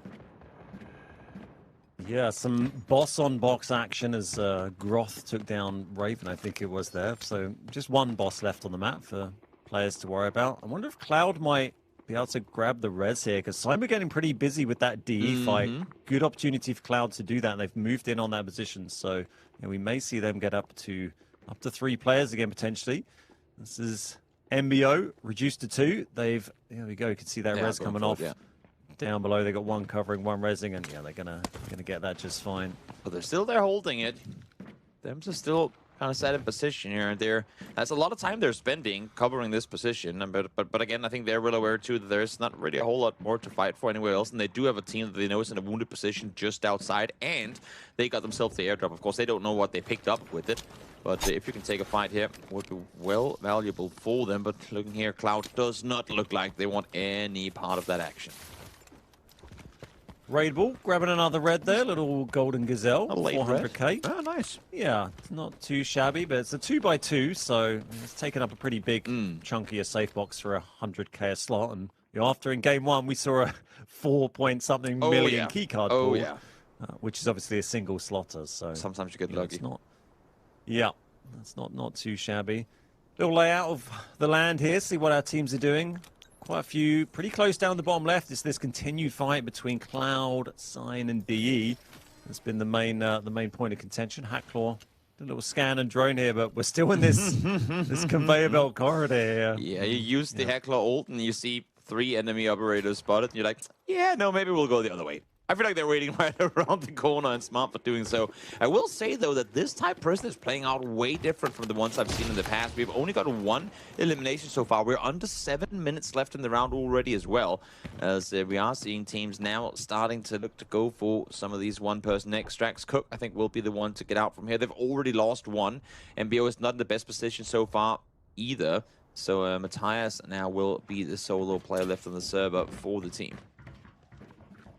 Cook taking the conditional extract there, the backpack extract, and this is Matthias right next to Raid Ball here, deciding to disengage from that. Does have a pretty fancy-looking Vow to use, should they choose to use it, but there is also the entire team of R&B pushing up towards them. Or two are close, one's a little bit separated, but at least managed to dodge the Spideys. For the time being, well, a little half-mil pickup there from Stigmason as well. Some late-game loot, always nice to come across a vault not looted yet, or safe, I should say. As Matthias now in what will most likely be a very tricky position. 1v2, caught in this position, and nothing he can do here. He will go down, despite the fact the Spider comes to help him with the net. Still, he will fall, and that is going to be NBO out. They lose 2, they get 1 out, so 1 million secured, but would have, of course, wanted some more out of an air supply round like this. We've got you surrounded.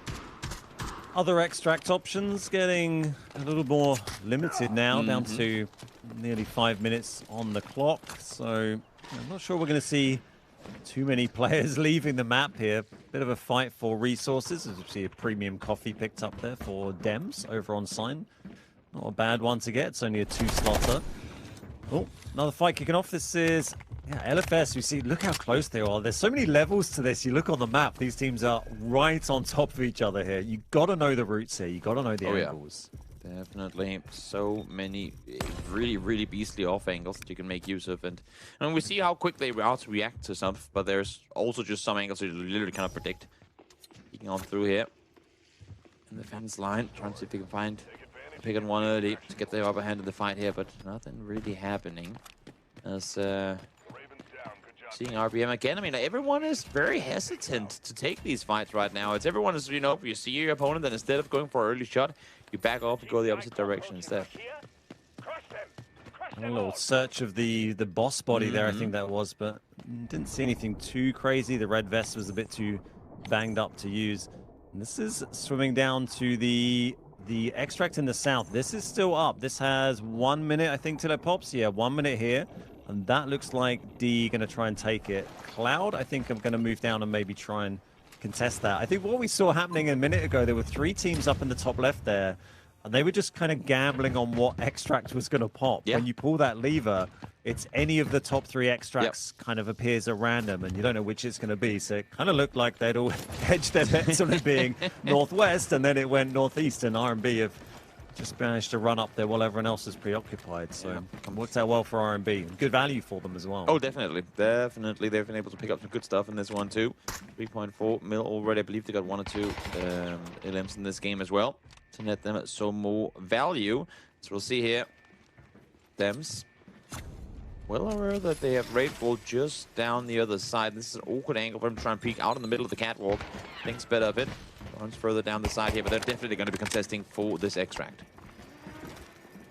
Yep, they are. We've still got a bit of time for that to pop, so there's plenty of time for it to develop. I think Cloud just went out, down on... No, sorry. That was DE going down on the south, and this is kicking off here. Sign down to 1, R&B 2, 2v1. And that is going to... Oh, they're just going for the flush there. Got the flashlight as well. Ranger on the corner. Can he win the 1v2? Gets the first one down already. Oh, went for the second as well, but not able to get him in time. And now R&B, they got to reset quickly. See Cloud on the map here, just down towards the southwest. They're hearing these shots, and I think they're realizing, wait, there's got to be some wounded people up in this direction. Sun Wulok here, they're looking in, like up towards the northeast, but maybe just a bit too far away to really have any impact on this. You think they've got to try and contest that, really? That's the only extract option left on the map there. 90 seconds to go. They might as well all get in there and get stuck in and see what they can do. Someone's going to be able to get out, and you know, teams just trying to build cash as much as they can now, trying to get as much loot on the board before we go into another Mandelbrot game shortly. DE took the south extract, the one in the middle of the water. They took that pretty uncontested there, so they actually got all 3 out. Preserves their kit, they get a bit of loot out. You know, not crazy value, but you know, there's no need for them to do anything too crazy this game after their success last time round. Exactly, and also we saw that Cloud not only able to get themselves the outside airdrop, but also getting the mission airdrop inside afterwards, which nets them the EWM of this round. So will, I mean, depending on whether they are able to extract with this or not, should be able to bring it into the next one. We'll see if they have success with that, as they are making their way up north. 40 seconds left on it now. LFS are coming their way up here as well, so a 3-way fight for this extract are bound. Yeah, a little missed A missed drop there as we see a Bane get dropped. That was Sun Wu left on such low health. And the third parties are going to keep popping in now. We only have 22 seconds left on this extraction. We're going to try and grab what they can and go, but not sure who's going to end up getting this LFS. Two of them on very low health here. Stick, they're barely going to get healed before the extract goes. 10 seconds left. Yeah, I mean, only low health players, but all three of them still left alive. To RB down to 2, Cloud just down to the 1 player. LFS do lose 1, though. Just a couple of seconds left on this extract. Who is going to get out with it? It's just going to be the 2 of RB. Okay, so LFS, while contesting it, get no one out. That is a... That's an unfortunate end to that one for them. They do get to run around and loot a bit, but I'm not sure what more that they can pick up that wouldn't already be in safe boxes with 20 seconds left. Really surprised LFS didn't manage to just sneak one player in there amongst the smoke, but yeah, just the one team going out. So grabbing anything they can, shoving the safe box, but they won't be leaving the map with anything outside of that 3x3. So making sure they got the dog tags for the eliminations, but yeah, an interesting round there. A few players actually managed to leave the map. Yeah. DE with a fairly controlled round, and yeah, a few teams making a little bit of cash. R&B as we go into game 4 coming up soon. Yeah, I mean, I feel like your takeaway off of just DE being able to extract on the southern side, they're playing a very calculated game right now. It feels like they know what they got to contest for and don't take any, additional risks outside of what you need. They say, we got what we wanted. It wasn't the most value, but we extract on the south side with all 4 up. That's a lot of value brought into the rounds to come. So smart on them, been able to come up victorious there. But also for R&B, getting some good loot through the midway of the game and then extracting with 2, also a big round for them. Yeah, definitely. I think they got all 3 out on that extract is quite unusual for these kind of games. You'd normally expect to lose at least 1 player. Oh, yeah. That extract as well is in such an awkward little area. I mean, they're all quite awkward in that north area type prison. But definitely. Look at the leaderboard from that game. This is deal overall. Sorry, this is yeah, we've got DE here. 19 mil gained in round 3. Just the 1 kill, but yeah, good assets for them. In the end, their R&B, plenty of kills, decent assets out, and then the other teams, maybe a little less. Surprised with some of the assets they got there, a bit higher than maybe I expected. Yeah, I mean, not too shabby for Dark Entities. They're already up 1 mantle as well. Got to keep that in mind as we are making our way back into Mandelbrück and into the Space City Marathon, I guess we can call it, of back-to-back Mandelbrück rounds coming up. And I think we got a little debated by it there. There we see the assets gained, just over 1.7. Maybe make it 1.8 million earned, and so by no means an extravagant amount coming up, but I think importantly they get out with all their players and get out with all their kit as well, that they can then safely bring into the next one, not having to buy a whole lot outside of it. Yeah, and it saves them, giving points to other teams as well. So you do get points for kills. That's another asset that comes up. So all things to keep in mind. Exactly. Air supply rounds are done for. We are headed, as I said, over to Triple Space City with Mandelbrück galore coming up. Will it be a full match showing? Will Dark Entities bring it home here in map 4? Well, we'll find out real soon. But before that, a quick break. So stick around. We'll see you again real soon.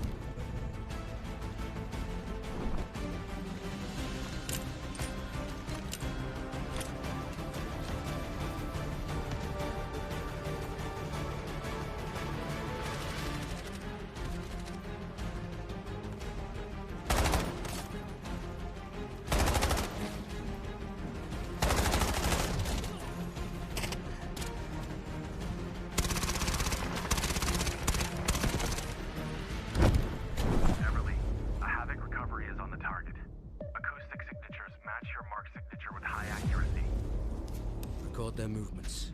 I'll find them. Target acquired. Staging retrieval.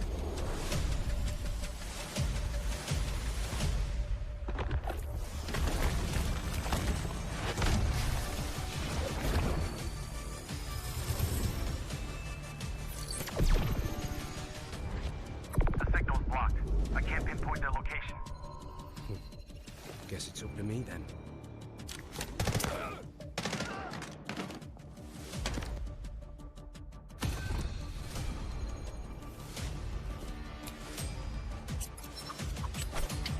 The echo of truth cannot be silenced.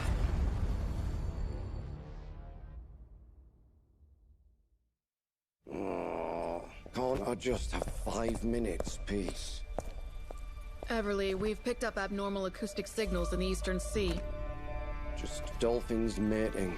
It's that time of year after all. You won't get away. Luke Everly, codename Morse. Class, Recon. Morse is a former Navy acoustic intelligence specialist with deep expertise in maritime acoustic environments, making him highly skilled in the analysis and exploitation of sound waves and portable sonar equipment. As an operator, Morse excels in the use of his jammer, a portable sonic device that disrupts enemies by reducing their audio detection range.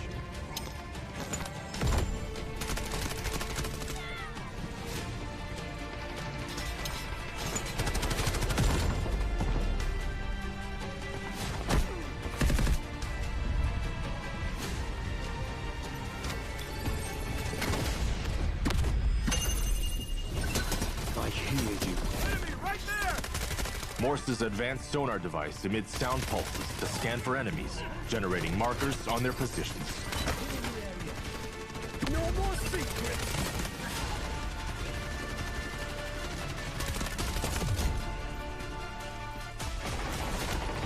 Jammer out! Queen flash! Sending jammer! Throwing delayed flash! Allied cruiser engaging! Searching for hostiles! Throwing delayed flash! Sending jammer! Throwing jammer!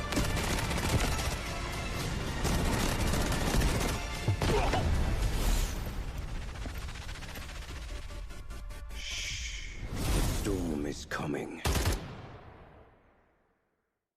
Warning. Control system compromised. You want to know how freedom is made? Patience.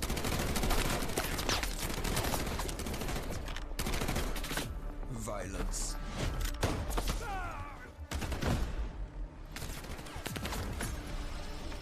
Struggle.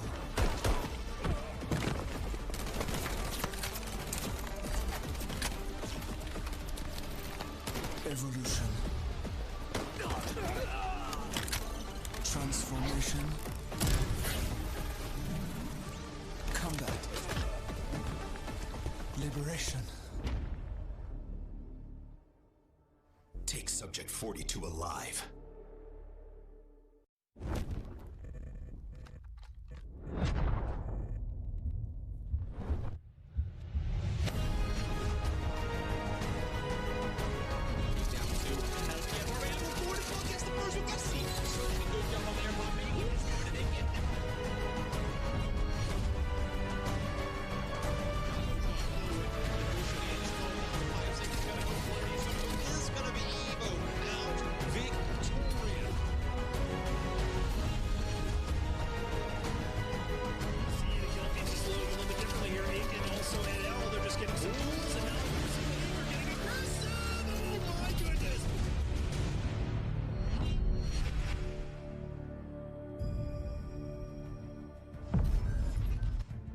If you are a fan of Space City, well, you are in for a great time, because we're going to be going there not once, not twice, but 3 times in a row, potentially, unless if Dark Entities have to say something, because they have a chance of finishing the broadcast right here, right now. Welcome back, everyone, to the Regional Series Open Qualifier here for Season 1 of EMEA. I'm Toby, joined by Ben. And Ben, I mean, talk me through a bit of that type press before we get into the next one, because we both said it. We thought it was going to be, you know, action-packed, close quarters engagement, but we didn't really see a whole lot of fighting. Yeah, not as much as we expected. I didn't think we'd get a full team go out on the South Extract there uncontested. And yeah, another triple player extract in the North as well. So a lot more players off the map than we're expecting. A little bit calmer. Not going to be the case, I imagine, I hope, in this Mandelbrück game we've got coming up. DE, top of the leaderboard, of course. They've got a Mandelbrück. They're always going to be top, but they're also top on squad points, kills, and assets. So you know, the dominant team really have that Mandelbrück.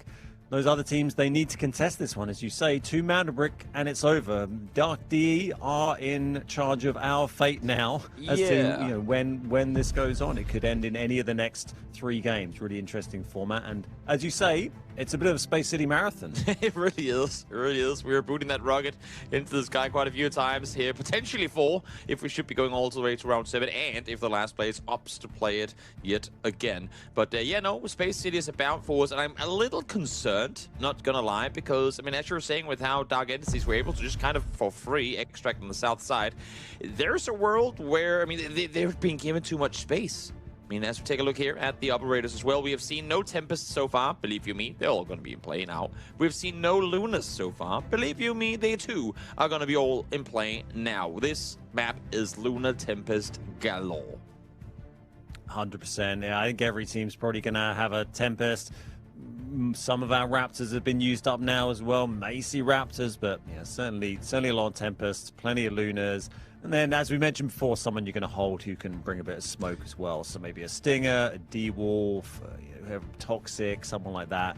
If you want to cross a corridor, if you want to take a res, something like that, it's going to be useful to have. We haven't seen, I mean, we do see sometimes that a team will actually opt to use both their operator slots in the same game, where well, 2 players will play the same on the same team, but we haven't really seen any of that so far in today's tournament as far as I remember. And also here we see the spawn predictions, of course. We'll say it again just for anyone that aren't aware. You cannot have the same spawn tier 2 rounds in a row. Of course, on the air supply rounds, the spawn tier will be based on what value you have around you, or potential value, I should say, of saves that you have around you. And of course, when we go over to the Mandelbrick rounds, it is what spawn is closer to the Mandelbrick spawn. And as we can see here, the tier 1s are the red ones. And right now, this is looking scary. The first thing you look for in Space City is the crossing on that western side over the bridge. Because the first team, the tier 1 team, will be sprinting straight on in. But then you have a team right next to them trying to shoot them in the crossing. We've seen that happen so many times as we're finally seeing people invest into the golds. Yeah, a few bits of gold popping up there. R&B, all gold, all full gold. Oh yeah, they got money from that last round. Yeah, they are spending big this time. They want to get that Mandelbrick. They're going to contest that. As we predicted, a few Tempests on the board. And what I'm really interested to see is where DE spawn here, because even though they're relegated to a tier 2 potentially spawn here, okay, they're up in residential. That is going to make this game more interesting, I think, because that's quite a tough push for them to just get easy access to the Mandelbrick. If they'd spawned Central Command, sometimes you can dash straight across and get there. Look at this, they're throwing the util blind. They know that there's only one place to get in. The fire's already there. They're trying to make the run forward, but they don't see them in time. The smoke's the point. This is what I was just saying coming into the round, that is always on Space City where you see the first fight take place. And look at the health bars of Road to be signed. One more take of that incendiary, that would have been 2 limbs early on. DE almost got away with a big one there.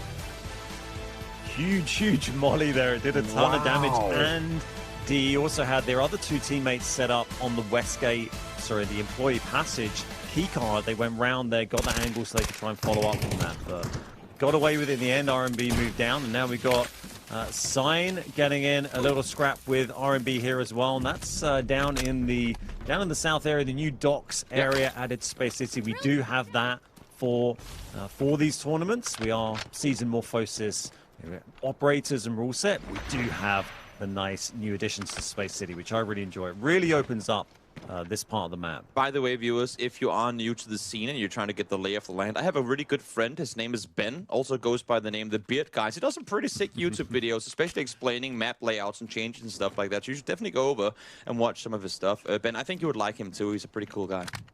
I've heard of that guy. Yeah. There you go. Yeah, it always feels awkward to kind of clout yourself, so I thought that I'd be doing it for you. There you go. But it's true. It's true. I love the way that you're very quickly able to give very good insights, especially on all these map changes, because it might not seem like a lot that, yeah, sure, there's another path added there. But when it comes to how you rotate around the map and whatnot, given one more corridor, and as we can see here, some really big bottleneck situations can really make a big difference, as we see Max catching fall rate with, like, completely caught from behind. Speaking of angles, there's one.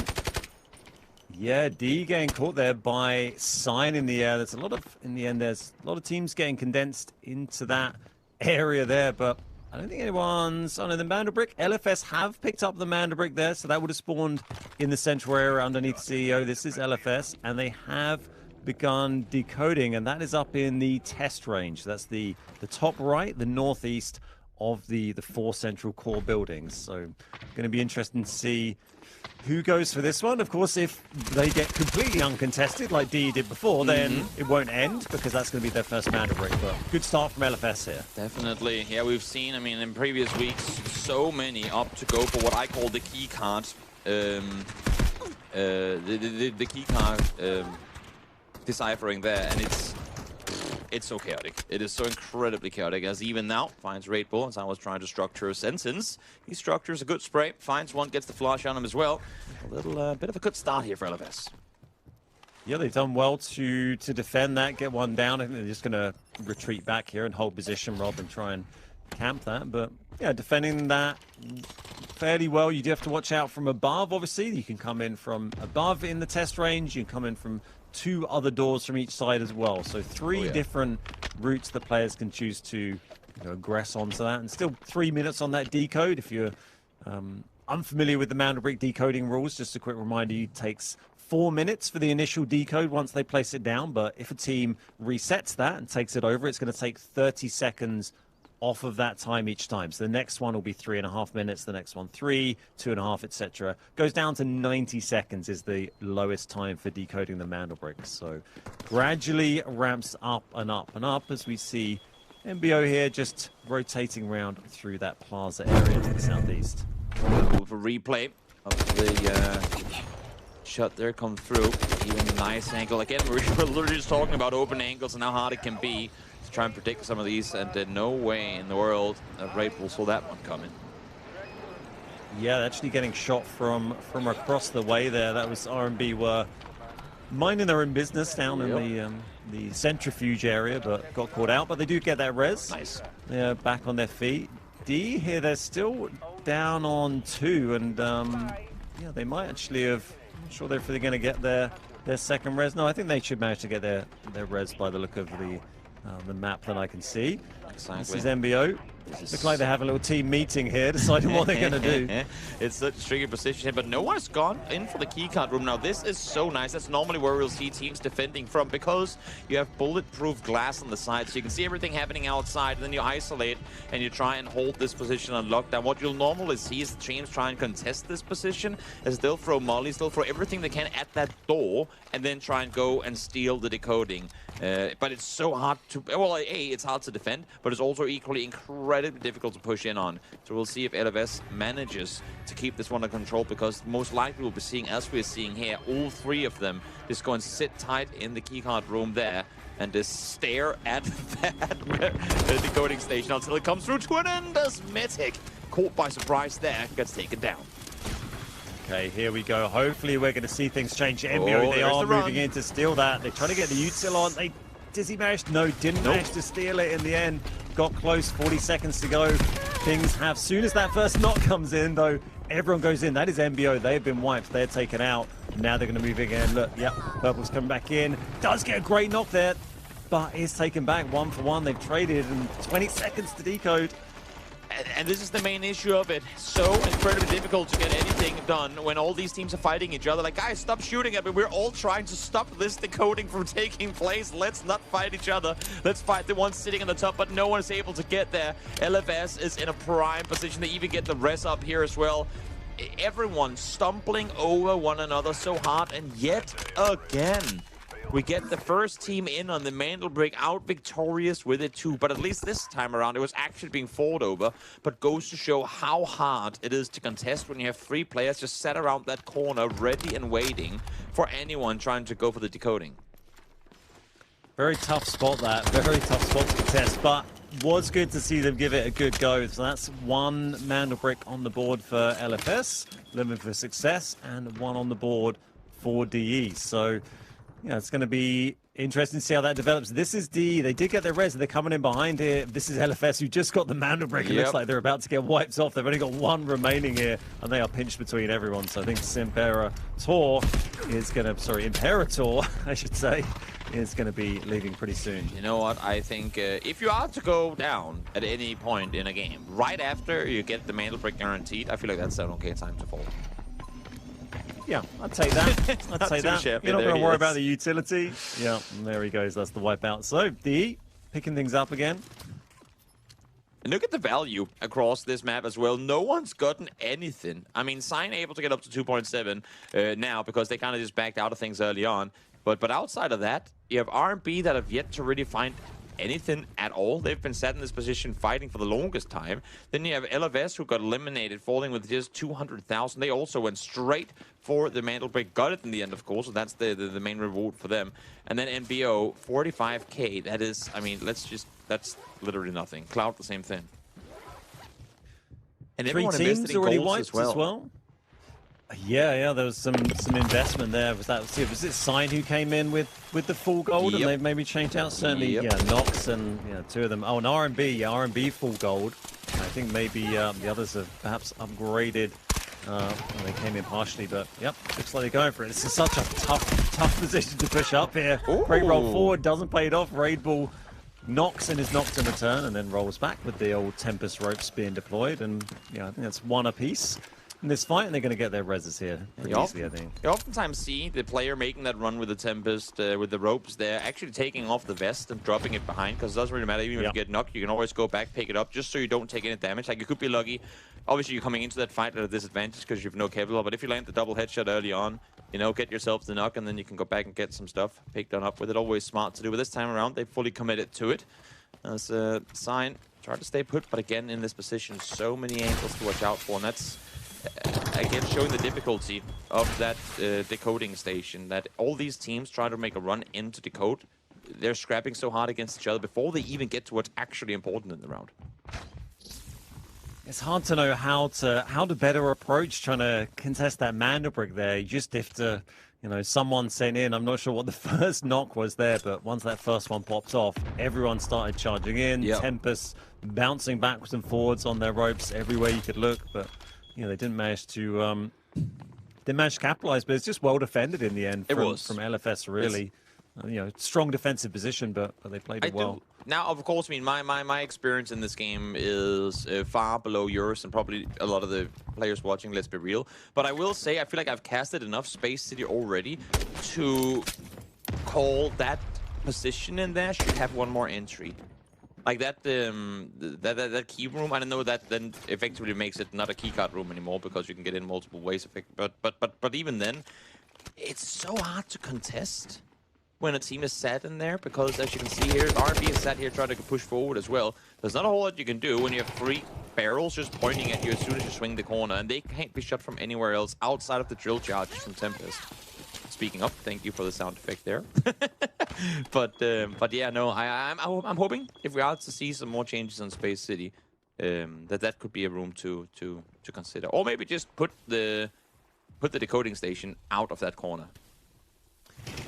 Yeah, definitely something that I think would be interesting to see, and it's also something that these players should, you know, be aware of when they make those decisions about the mana brick here.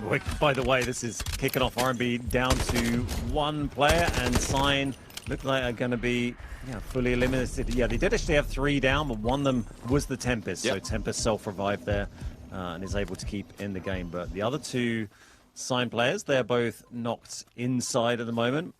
And it's just a Tempest solo versus the whole of R&B. They didn't trade one back. Yeah, no one able to extract thus far yet either. No one really getting enough value that it was ever really worth, considering the fact that the team that got the mantle break already fell. It's like, yeah, that's kind of what we were coming for. And now it's gone. So what do we do now?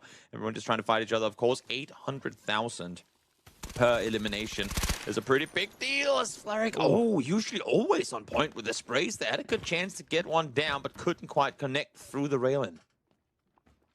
Yeah, a bit of a whiff there from Larrick, actually, but got away with that one. And Sign, look like they're still sitting on 1 player. Yeah, like with those awkward mana bricks, you know, it's they defended it well, but also just having the knowledge to know this is a mana brick we need to go for. Oh, well, there we go. That's the end of Sign finished off there. You know, having the knowledge to know which mana bricks are good to go for, which decode stations to go for, which ones are so hard to attack on. You know, and they played that well to their advantage there. Also, I think part of the reason, and this is just me, hardcore theory crafting. So say that I'm crazy if you think so, which you probably will. But hear me out for a second. Part of the reason why I think no other teams contested it so heavily was because they knew that DE wasn't going to have the top spawn in this game because they did in the previous round. Yeah. So they know that if it's being taken immediately, if it's being set on the station immediately, it literally cannot be the team already with one that's on it. Meaning, sure, it sucks not to get it, but we can still play. You know, whereas if everyone knew that it was going to be Dark Entities set on it, they would probably have contested a bit harder to try and keep playing. Really good point, and I seem to remember you maybe get a notification if it's a game, a match point team decoding. Maybe that was a dream I had about playing Delta Force, but yeah, it's definitely you play that differently, I'll follow right? you all the way through. That's what we casters do. We just stick to it. Yep, I agree. Yeah, something you definitely would adjust how you play it, right? You're like, okay, are we going to give away a Mandel brick to a team and then we can fight another day, or is this going to end the tournament immediately for us? So yeah, it definitely affects how you engage. And speaking of engagement, it looks like our players are doing the opposite here. The two remaining teams, R&B and DE, just going about their business, grabbing a little bit of loot here. Yep. These guys, R&B, are going to take the single bagless, the single backpack slot. And I think the lever is... Did it just get pulled in time? Yeah, that's a 4-minute counter. So, yeah. Okay. So we might see another fight here because there's going to be 2 left from R&B. Yeah, and or they've turned around. Yeah, I was going to say, I think R&B hearing that lever being pulled, they're like, wait, so we're not the only ones here anymore? Now they're going back up. They were maybe considering sending one out on the workshop, but they were like, you know what? Let's see if we can get these kills instead. Set up a trap position on the extract, get the kills, and maybe a little bit of extra gold ammo or whatever to boot out of this round. Because they've already secured 4.1 mil, so they could send one out and be, I guess, somewhat satisfied with the round. But we'll see what they end up doing. It definitely looks like they're setting up a trap here. But as I say, that there's no trapping anymore because now they're revealing their position to everyone. Oh. Yeah, I feel like we're going to deal with some of those bots on space. There's so many of them on the bridge, especially when you have the broken bridge you can see in the bottom left corner of the minimap there. When you got that up, there's even more enemy AI up there, but they've cleared them out. Problem is here, D have pulled that lever, but R&B have got the bridge to defend against them, so it's going to be very challenging for them to get across, for DE to get across here. Not huge amount to lose, I suppose, just fighting out over a bit of assets here. But the more assets you have, the more you can invest into the next game. And the next Mandel brick is going to be another space game. That's going to have a Mandel brick as well. Yep. And, D and LFS are going to be going crazy trying to get that. Oh, definitely, definitely. This one is going to be it's going to be quite tricky. It's so hard. Like when you have 2 players out on the bridge, what they normally try to do is isolate the top of the bridge there, the opening. But then, as you're seeing from R&B as well, they're already kind of aware of that potentially being a factor. Bind is currently wrapping around the western side. You have DJ sat down underneath the bridge, kind of trying to hold the off angle there. So I think what they're going to try and do is have Raid Bull kind of bait the utility, try and bait the attention, and then you have the 2 pincers on either side here trying to make the flank arounds and take out Dark Entities. Because with how much value they're currently running around with, you'd have to imagine that quite a bit of that is not going to be in their safe boxes just because of... oh, that's an annoying way to get spotted, I guess, when you've just spent 40 seconds trying to flank. Completely ruined poor Vane's flank there, and I think every single Delta Force player knows how it feels to have an AI shoot at you when you're trying to make a sneaky flank. So those are actually the ones that spawn in because of Hudson, because of the boss. So it's only because the boss is there. And D may be using that audio cue to know there's only 2 on the bridge, right? So having a push. He's baiting. He's doing what he can here, Raid Bull. Not doing a whole lot of damage with the sniper in hand due to the golden vests working on the other side, but now it's Bind on the flank as well. He could potentially find himself in a 1v1 against Ushpishka here, as he's kind of separated from the other guys. Gets caught immediately by Fallery. Great shots coming through there. We still have 40-some seconds left from the extract, with 1 down so far on one side. Make it 2. Dark Entities are plowing their way through R&B. Yeah, and the first knock there was the Tempest, so that's Raid Bull back up on feet, but there's going to be no saving Bayern. They're still getting pretty aggressive here, DJ, but all sorts of explosives around there. 30 seconds on the extract. Great little knock on Larrick there. That is from Raid Bull from the Tempest we saw just resting on the bridge. Not long left for them to get out of this map. 2 up for each team at the moment. 15 seconds. May see this get shared a little bit. There is Stinger left with a big smoke here. And remember, you do extract if you're knocked, unless they've got the full flush. If you're in that zone and you're knocked, you will get out. Exactly. Get the drill charge in, see if you can take them out. They are prone on position now. How many will get out of here alive?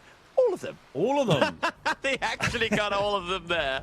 My, oh my. It's so funny because you can never quite tell there at the end of it, but they all managed to extract. And I feel like that's a rarity. I mean, there's always some fighting, and always one standing there just staring into the sky going, well, I missed the train. But this time around, they all got out together, so happy days.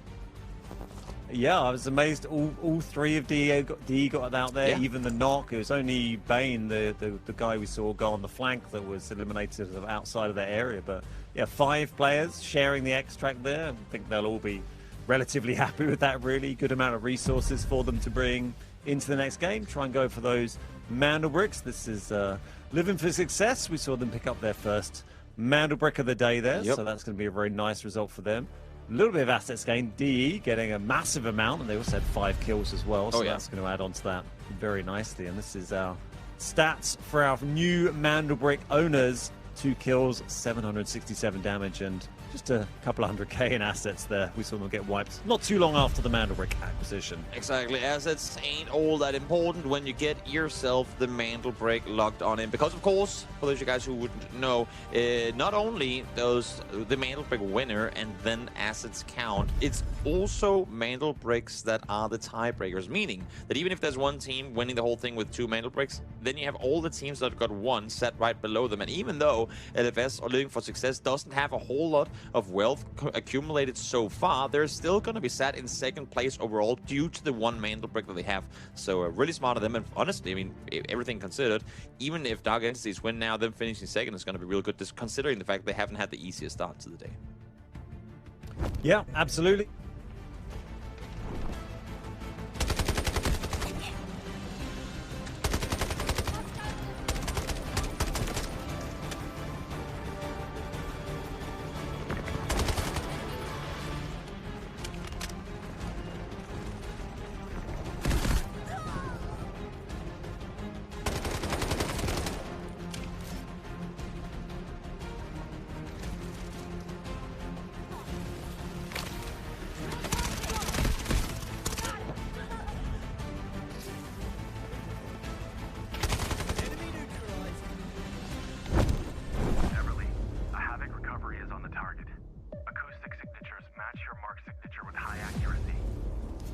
Record their movements.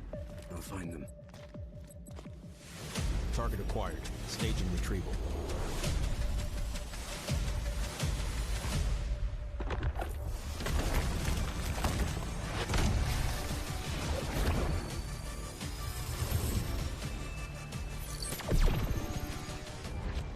The signal's blocked. I can't pinpoint their location. Guess it's up to me then.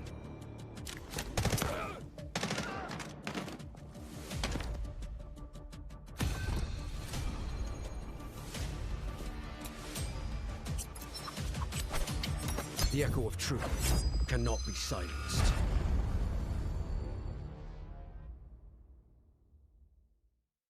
Oh, can't I just have 5 minutes, peace? Everly, we've picked up abnormal acoustic signals in the Eastern Sea. Just dolphins mating. It's that time of year after all. You won't get away. Luke Everly, codename Morse. Class, Recon. Morse is a former Navy acoustic intelligence specialist with deep expertise in maritime acoustic environments, making him highly skilled in the analysis and exploitation of sound waves and portable sonar equipment. As an operator, Morse excels in the use of his jammer, a portable sonic device that disrupts enemies by reducing their audio detection range.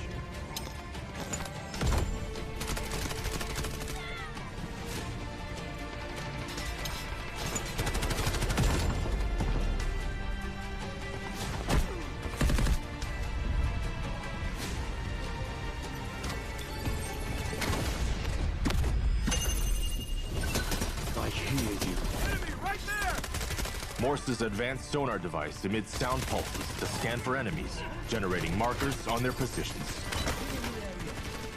No more secrets!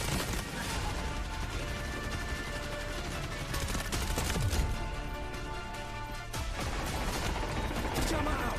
Point flash! Sending jammer! Throwing delayed flash! Allied troops engaging. Searching for hostiles! Throwing delayed flash! Sending jammer! Throwing jammer!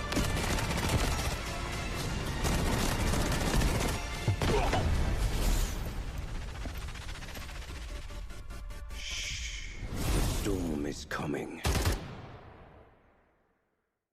Warning. Control system compromised. You want to know how freedom is made? Patience.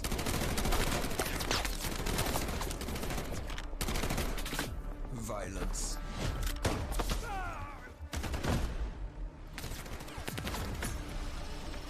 Struggle.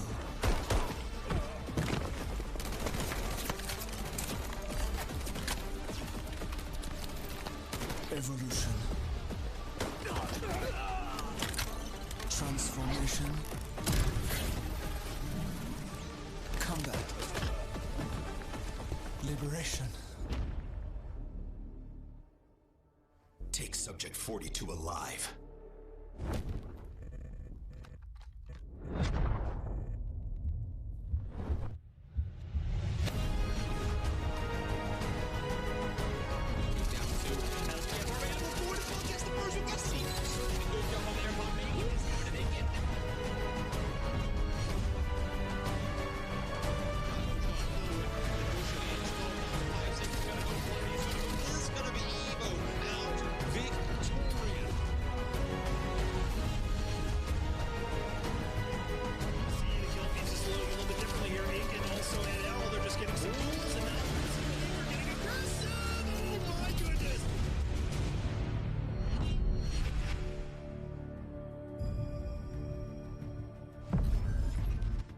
We've seen it before and we see it here again. The keycard room decode station is supreme, and it is here for LFS as well, who net themselves their first Mandel break of the day in the first Space City of the day. Welcome back, everyone, to the regional series here in the open qualifiers. I'm Toby, joined by Ben. And Ben, one Space City out of the way. What did you like, and what are you hoping to see maybe different or more of in the one to come?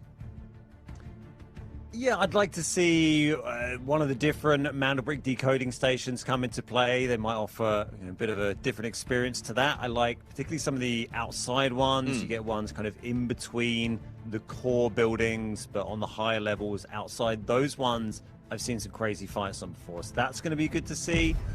Be interested to see if someone tries to step up and grab a fresh brick, because we've now got two teams that could win this with another mana brick. Exactly, and this is what I was saying as we take a look at the leaderboard coming into it all. Living for Success have not had the greatest day coming in to that previous game today, only with 5 kills so far, only at 9.3 mil in total assets, but because they netted themselves that Mantle Brick, they have now skyrocketed up into second place, and with a chance and a match point here of potentially winning it all. Imagine that.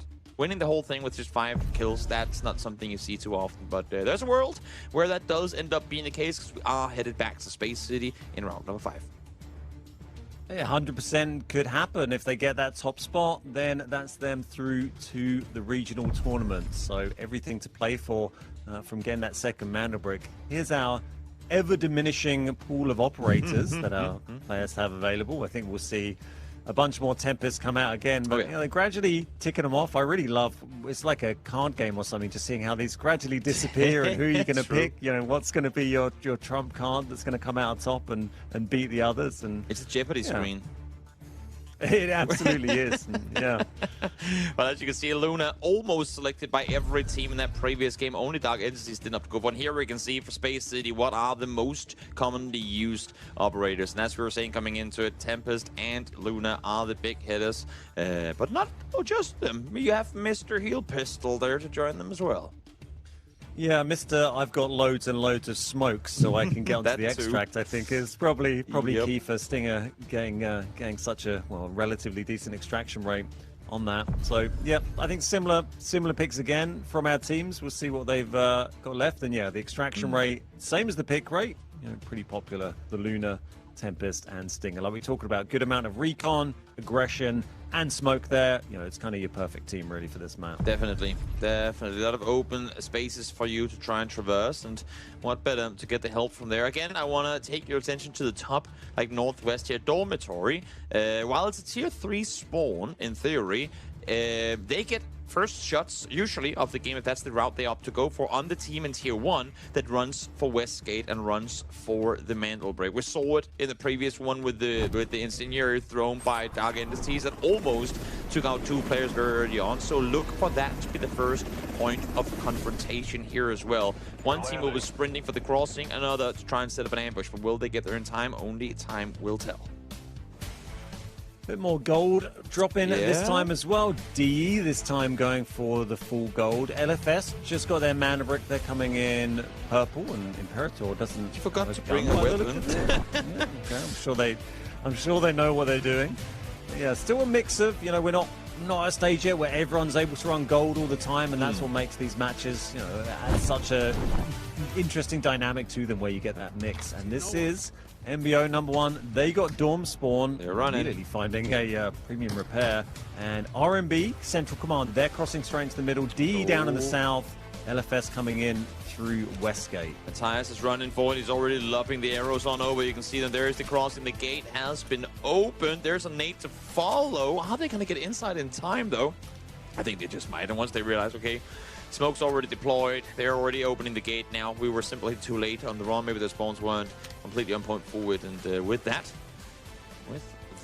Imperator and the boys from LFS will get the cross on over. And that's, again, I mean, keep in mind, that's the team who did not get the Tier 1 spawn in the previous round, still got to the main break first and won it. Now with the Tier 1 spawn and the chance to get that first once more. Yeah, LFS and DE both sort of in the central area already, but LFS actually moving straight round into the docks. This is #1. They're still just chilling up in the dormitory area, seeing what's going on. I'm sure there must be some reason for picking up a gas tank, but I'm not sure I know what it is. This is DE. They're not too far from the Mana Brig, but it looks like the blue team, that's going to be RMB. They are just chilling right on the Mana Brick, but obviously 30 seconds to wait before it's able to be picked up, before it spawns. And that is DJ here, sitting there, waiting to grab it as soon as it comes. I think that's what we're about to see. Yeah, I mean, you have to be kind of curious now on what LFS plan is here, because they, I mean, again, Tier 1 spawn, they make the crossing from Westgate early. Maybe because they had to spend so much util in crossing early, they burned through a bit of it, and now they are not feeling too confident in taking the straight-on fight for the Mantle Break early on. Or maybe they're saying, you know what, we'll let someone else take it, get the plant down early, because obviously just getting the plant doesn't guarantee you a win. Having said that, both Mantle Breaks today have been, well, we haven't seen a single steal on a decoding station so far. So maybe this match will be the first. Which seems crazy, considering all the other, tournament games I've seen or been a part of. You're so often seeing it thrown back and forth and back and forth. So they're going forward. Quite unusual there. Yep. This is R&B trying to decide where they want to go with it, and they're going for that ever popular one. 3 different options available, but it looks like DE maybe trying to move in and immediately block them from going for this. They are getting close in. They know where they want to go with this Mantle Brick. This is how you can counter it. Like, if you get into the keycard room earlier and set up a position there, it makes it very hard, if not near impossible, for the team actually holding on to the Mantle Brick to go in and get it plopped down. So, smart little play. You can see you're seeing it from the other side as well. Cloud 2 are in here, set, ready, and waiting for it. Has already been put down, but denied on the instant cross on in. Yeah, Cloud trying to make a sneaky grab with the Tempest there. Can be a good play to grab that and then bounce back out there. And, no risk really if you can use your ropes. But a different dynamic here with R&B not able to set up in the keycard room. DE a little bit closer. Hopefully might make this fight a little bit more interesting. But it is our 3rd different team decoding a Mantle Brick. So, if that doesn't If that doesn't get contested, then I'll have 3 different teams in Mandals. As you say, that's the first thing that is taken into account, when we're deciding who's ahead. So, need a Mandalorian to be on the lead. Hold down left click and you will get yourself one that's already being taken out through the smoke there. They do manage to get the players onto the decode position, it looked like, but no, actually they wrapped around the other way. Are they on there? I mean, I'm getting crazy baited by the X-ray here. Are they sat just on the back side of it? I think they... No, they aren't. They're just on the outside of it. Yeah, they're in the in the little courtyard approach. So hard. It did look like they were kind of hiding behind the decode for the res, but yeah, he did manage to crawl out, and they're grabbing that res in relative safety now. We've got D here, Sign just moving down on the outskirts there through that little industrial building, and we've got Cloud still loitering around here. They look like they're probably going to have a scrap with Sign, and then number 1 just minding their business a little bit off to the east for now, off to the west, sorry. I think we're going to be seeing Dark Entities go for it once again, now that they got the rest on up, because as you were saying coming into the game, they did invest big time into this one. They're wearing full golds, and I don't think this was their last try of contesting this decoding station. Again, keep in mind, no one is playing from inside the keycard room right now. And here we have Red Bull now. He's going to be running towards that position, but there's Suspishka sat ready for the cross in. Finds the first one. Suspishka's going to try and cross on over, get the keycard room locked down. Ooh, able to just exactly open the door, but has to fall back to safety. Really interesting there. I think I got the swipe on the keycard, maybe not time to open it, so decided to bounce back, but it is green, but it might end up benefiting R&B. DJ's got in there. And that is going to be nasty. You feel like D really have to just treat this as a fight rather than dashing for the mana break. Maybe just try and get R&B out. But they're setting up in that position now. Yeah, that's going to be very tough. Only a minute left on the clock here as well. Are we actually getting 3 games in a row with no steals? Let's see. It's gonna happen or not, as we are seeing a lot of damage being done there. You get the swarm with Toxic Ult as well. Swing around the corner from Sun will find the first one. They get themselves the second, the third one. Almost go down as well. There's Cloud Medic able to find one. That's Bane gone down. And now just one left alive. It's Grateful trying to find one. Those men to get the first one, but there's Maxa coming in now as well. Everyone is joining in the fight, and RMB are out. So the Mandal break has been interrupted. Sign able to take on over. Did we get 2 eliminations off of that? I think we might have. No. Does Cloud still have 1 left alive? I think they do. Cloud have 1 left. I figure that was the Tempest that bounced back, but we had Cloud pushing in on RMB, starting that fight. Fair play to them. That was awesome to see. And then as soon as that kicked off, Sign came in behind, wiped them, and they stole the decode. Another try. Yeah, Sign on top, but they're weak. And BO now, the next one's to make a run for it. Max able to get 1. Nox, those get traded in return, though. Sign have to try and reset this one. Still plenty of time left in this one. And one of the things that worries me is the 2 teams that already have 1 Mandal break are 2 of the only 3 teams in this one with 3 players still alive. LFS and Dark Entities have yet to really fight at all. So they're coming into this now with full vest, full helmet, like everything they need in order to take a proper fight here. That could mean we're potentially ending it here in Game 5. Absolutely. I was fully expecting it to be actually DE that ran in behind Cloud there, but it was Sign in the end. DE had actually dropped back slightly into this the black chamber here, and then they've kind of gone in a bit of a stalemate with LFS, the other Maverick team, and that just opened it up for Cloud to run in, for Sign to run in from the east there and come in and for that third party, but. Yeah, Sign holding the moment, 2 minutes to go, and as you say, our other 2 Mandalbrick teams still full contingent. And DE, I mean, as much as they've been running around, they've literally looted nothing. This game, they tried to go for the Mandal break steal early on, didn't succeed, so they had to kind of reset. So that, of course, took a little while, but still, they have done nothing but have their eyes on the break so far this game. And despite them running around outside right now, that's still where their attention is. They're trying to find the new position to claw in from Sunwoo. Solo player left alive, and Cloud is prone on the outside as well. And now Sign, set 3 stacked in the keycard room. Are here ready and waiting, but D's making their way over in this direction. NPO is over here as well. That could be the next fight about to pop off. D made a huge rotation here to come in from the north side. They're going to get caught out by Cloud, though, as they push forward. then they're going to take a hit from that sneaky solo that's laying prone in the side room there. I'm not sure if the door is open. Yeah, the door is open. So they're going to make a push for it. There's nothing to lose, really. They want to get that second one. Yep. Oh, they're jumping in to clear it as well. Oh, he gets 2 as well. This could not be any worse for Dark Entity. Sunwoo was prone around the corner, gets himself the double as well. And Oshpishka, all he can do is back off these sneaky snakes. So incredibly deadly, and that is effectively mission gone awry, plan game over for Dark Entities in this game. A Sign now getting pushed by Sunwoo, tries to make a play for it. Actually, no, it's Maxa running out to make the run for it, but now it's the push for the station. One down. Yeah, Sign made the Tempest play there to clear out Cloud, and then we've now got MBO. They've number one. They've pushed in, take the fight to Sign, and they've taken the decode. That's a 3-minute counter now for number one.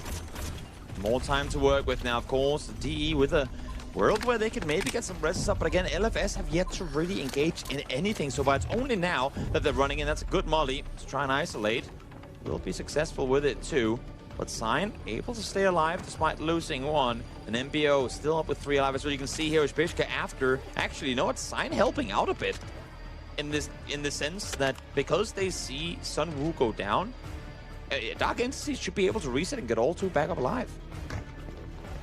Good chance for Sign to maybe get their... Well, no, maybe not now. See this cross here. Yeah, they're watching that pretty well. But yeah, quite interesting to see, you know, the team in the keycard room now don't actually have the Mandal Brick. They've got good eyes on it, but, you know, it's going to be tough for them to get across with all 3 of number one now, knowing where they're going. And when you've got a Luna, just so much util, 2 frags, 2 shock arrows, and all the guns. It's going to be tough. And I don't think they have any smokes on their side either, do they? Dems and Maxa? Are they playing Luna Tempest? I'm not entirely sure. But it's very hard for them to go out and get Nox back up alive, even if they wanted to, or even just to try and reclaim the decoding station when they have nothing to really isolate or kind of separate the angle. It makes it that much more difficult. I think they might have to resign themselves to just defending that, and that is correct. Yeah, no smokes to them, just a Luna and a Tempest, so they can be aggressive, they can find, you know, defensive shock arrows, but how do you can't make smoke this? That res, so also I don't really yeah. Worth noting as well, Dark Entities did manage to get their 2 fallen players back up alive after all the damage that Sunwoo did. I mean, it's still 1.6 mil in value for the team, but there's the run on over. There's Maxa committing to it despite being a little shocked by the second. Can he get it in time, though? More util being deployed, but he will get it. Yeah. We're down to 230 as we reset the Mandal Break once more. Does grab it, and this is what we wanted to see, going back and forth, back and forth. Sign have taken it back, but they do just have 2 in there, so they are a weakened team. They've also been fighting a ton, so expect their armor to be damaged, expect that maybe their ammo to be running low. You know, they're going to be working through that, and it's worth noting we see the little yellow icon team on the minimap, LFS, already have a Mandal Brick. They're just sitting tight, just waiting outside that door at the moment, just waiting to see what happens. And, you know, I think if it gets down to a close timer, they'll just come charging in. But they're just waiting. I mean, we theoretically have a 50% chance of ending it here. 2 teams in it, that if they get it, it's GG.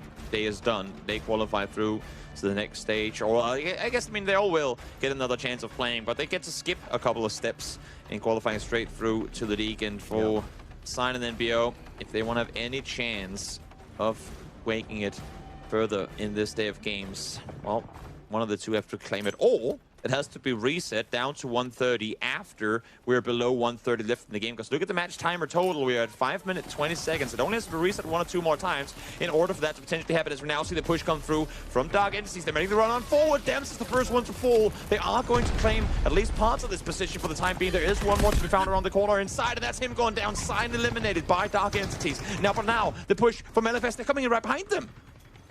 Yeah, this is what LFS were waiting for. DE made the first play. LFS are coming behind. They're picking up kills on DE here now, and everyone is running. We still got number one with 2 up. LFS with 3. Decoding has been interrupted as well. That is because Sign dropped. Exactly. So it's still technically with Sign, even though they've been eliminated, but not for long. Looks like LFS, they're going to grab that. They pushed 1 in. There is the steal on through. We're down to 2 minutes on the decoding now for LFS. This is absolutely insane. 2 teams with a chance to win it. The issue for Dark Entities is that their fallen player is in the keycard room with the entirety of Living for Success. It's now only NBO that can make something happen here to change the outcome that we will finish this day of broadcast after 4 minutes. Yeah, 90 seconds on that decode right now. 4 minutes on the lobby. Match point for Living for Success. So see what Imperator, Stick, and Even can do. They've got the good spot. They've got all 3 up, and yeah, it's going to be. I mean, all these players have got nothing to lose by throwing themselves at it, right? And they just got to go for it. Keep in mind again, I gotta say it once more. If this timer and the match point goes below 130 and it gets reset thereafter, no one will claim the mantle break this round, and that of course could also be an outcome of this. They're leaving the door open to try and isolate the angle. They stood there with their flashlights to try and deny any vision come through. There's MPO on the backside, Trill Blaster lobbed on forward as well. The Toxic Swarm also played on in as they go for the peek. That's a nice angle. Oh, Follow right, able to get himself a double. That is an insane peek around the corner, but there's MPO on the side. They eliminate all of DE, and now the final fight to swing the corner. They get the double kill, and just like that, the savior of the rest of the lobby, NBO, swings in, takes out both Mantle Break teams, and secure themselves what will be an insane reward in this game. Wow. Well, maybe they're called number 1 for a reason. That is the first lobby wipe we have seen today. Hell of a fight, and they are maybe able to take advantage of that third party there, taking DE out and finish it off and getting that decode just in time. And then there's all sorts of boxes for them to pick through here. They're not going to have time to extract. I don't think they're going to be worried about that. They will be able to send 1 player to the bagless extract, but they're just going to be filling up their safe boxes with as much as they can now. And they get the Mantle Break. Lobby to themselves. That is as insane of a rewarded round as I've ever seen. I mean, okay, you sure you can top it off by all of them getting to extract as well, but hey, not only do they get the Mantle Break, they keep the day going, and they got, what, 6 kills in the end of that, I think?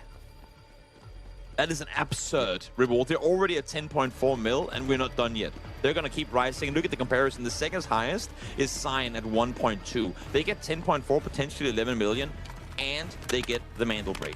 That is insane for NBO.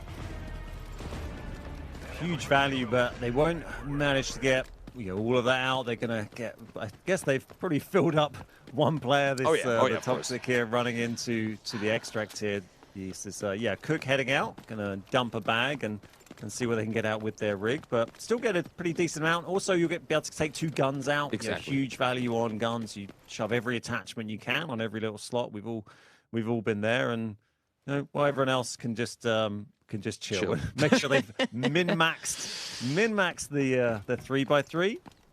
Yeah, because we didn't really see any reds at all, I feel like. As we get a replay here of exactly what happened. This was Sunwoo running on in very early on in the game. What a filthy double to start things off. Then you have Max swinging in the corner, finding the one there that allowed for Dark Entities to get back into the game. Then it's Dark Entities on the run on in. They get, I want to see this. 1, 2, follow rate. That was absolutely disgusting. DE, we've been playing so well there, really, but the power of those third and fourth parties just pays off, and just the timing, being the ones to judge it perfectly. Quite interesting seeing is actually this, Sign player tempesting out from the keycard room, finishing off that sneaky Cloud player who got the 2 DE kills, and it was really that play from the Sign player that let DE get 2 reses. If they hadn't done that, then DE would have just had 1 player. Definitely. Unless they had solo pushed it. So here we are with the safe boxes filling up, getting everything you can in there. Keycard, the ID tags, they give you 100k alloy each, by the way, if you're wondering why those go in there. And also the bridge keycard. Someone's found the gold bridge keycard, so that's worth, I think, about 1.3 mil off the top of my head, something like that. Not too shabby, but that's going to be the end of match 5. We thought it was going to come to an end, but NBO said, hell no, we are keeping this one open, at least for a little while longer. 3 teams now at match point with the Mantle Break apiece. And NBO, I'm not going to lie, I'd kind of forgotten that they were even playing today, but here they are showing up big time, taking out 2 teams and locking down a Mantle Break at the end of it. Yeah, really exciting game to watch. We've just seen a couple of Mantle Bricks go pretty much completely uncontested or nearly uncontested in our first Mantle Brick games. That one couldn't have been more opposite to those. True. Everyone fighting, I think pretty much every team involved in those Mantle Brick trades. It got swapped between teams 4, maybe 5 times. Oh, yeah. So, yeah, really, really fun game to watch. Great to see our players get pushed to the edge. And now, 3 different teams could win it on the next game. Definitely. We're going all the way through to the end, potentially, unless if one of these 3 net themselves one more win, because we would then seal it all for that. But as you said, I mean, what a big change in how it plays out here in the end of it, as number 1 NBO able to get themselves their number 1 Mantle Brick, net themselves 4 kills with it on top as well. But my oh my, were they 4 important ones. Yeah, very, very well timed kills from number 1 there. And 4 kills for 4 of our teams. They're pretty well spread out. Everyone having a good go at it. That's the 4. 2 assists as well for number 1 there. 910 damage. They managed to get 6.2 mil out there from those. Yeah, not bad for 1 bagless extract and a couple of safe boxes, right? Exactly. I mean, of course, the key cards help out a lot. Don't really take up a whole lot of space, but can be worth a hell of a lot. So, great round for number 1, as they now find themselves tied on Mantle Bricks with Dark Entities and living for success. But will they be the ones out victorious in the end? No guarantees so far, because my oh my, do we just see a complete upset in terms of pacing, in terms of chaos in a game, with more teams getting in on those Mantle Bricks. More teams are, well, doing everything they possibly can to try and come out victorious, because there's such a big chance now that we're ending it with every game that we're going through here, Ben. Yeah, maximum of 2 games left. So 2 games left to wrap it up. The next one is going to be on space. If we go to Game 7, that's going to be picked by the lowest ranking team, I believe, or the lowest current score team. So could see another map still come into play if we come the whole way. And we'll be right back to join you for that next game in just a moment.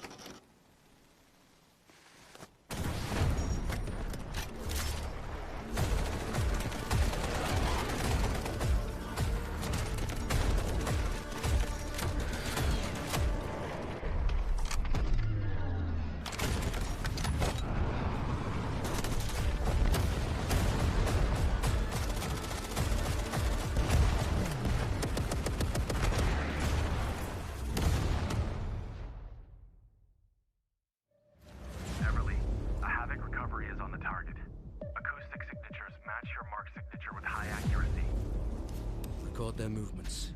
I'll find them. Target acquired. Staging retrieval.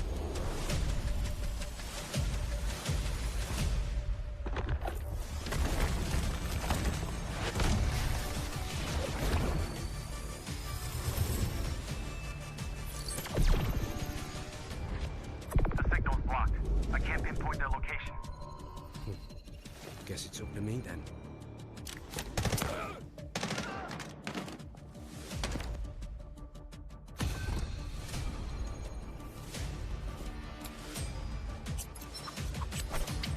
The echo of truth cannot be silenced.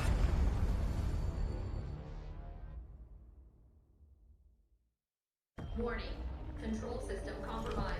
You want to know how freedom is made? Patience.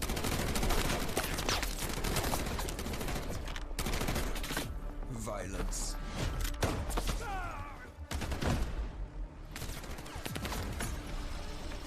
Struggle.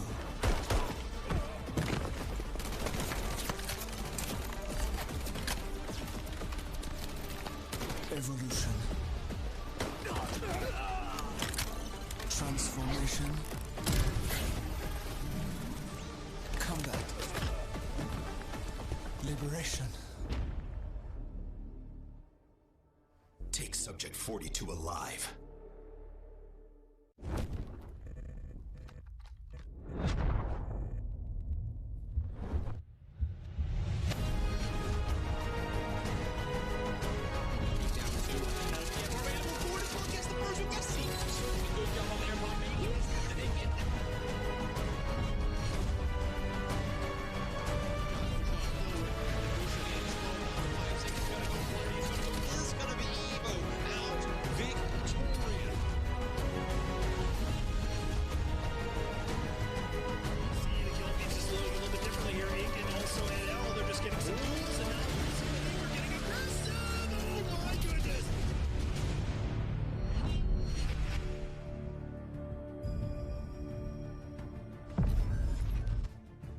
Everyone thought the day was over, but here we have NBO saying, wait a minute, we got one more in it, and they take out both of the Mandelbrick teams to secure themselves one of their own, and now sit at match point coming into round number 6. I'm Toby, and I'm joined by Ben here as we make our way back to Space City once more here in the regional, in the open qualifiers for the regional series. And Ben, what a change up of a Space City from being a quiet one to an absolutely chaotic one. Yeah, complete carnage there. We saw number one come out on top in the end, but every team really involved in fighting for that. It went back and forth quite a few times, and in the end, number one completely clearing the map by the end of that. And we see 3 different teams with Mandelbricks now, so they're automatically at the top of the leaderboard. Then it's going to be judged by squad points. So remember, if no one gets a second Mandelbrick and it goes all the way, that will be critical. Those squad points will be critical, and DE have a big lead there at the moment. A lot of kills, a lot of assets. Squad points, combination of your assets and your kills, essentially 1 point per million assets plus your kills. So strong position for DE, but I think they would rather just take another brick. You think so?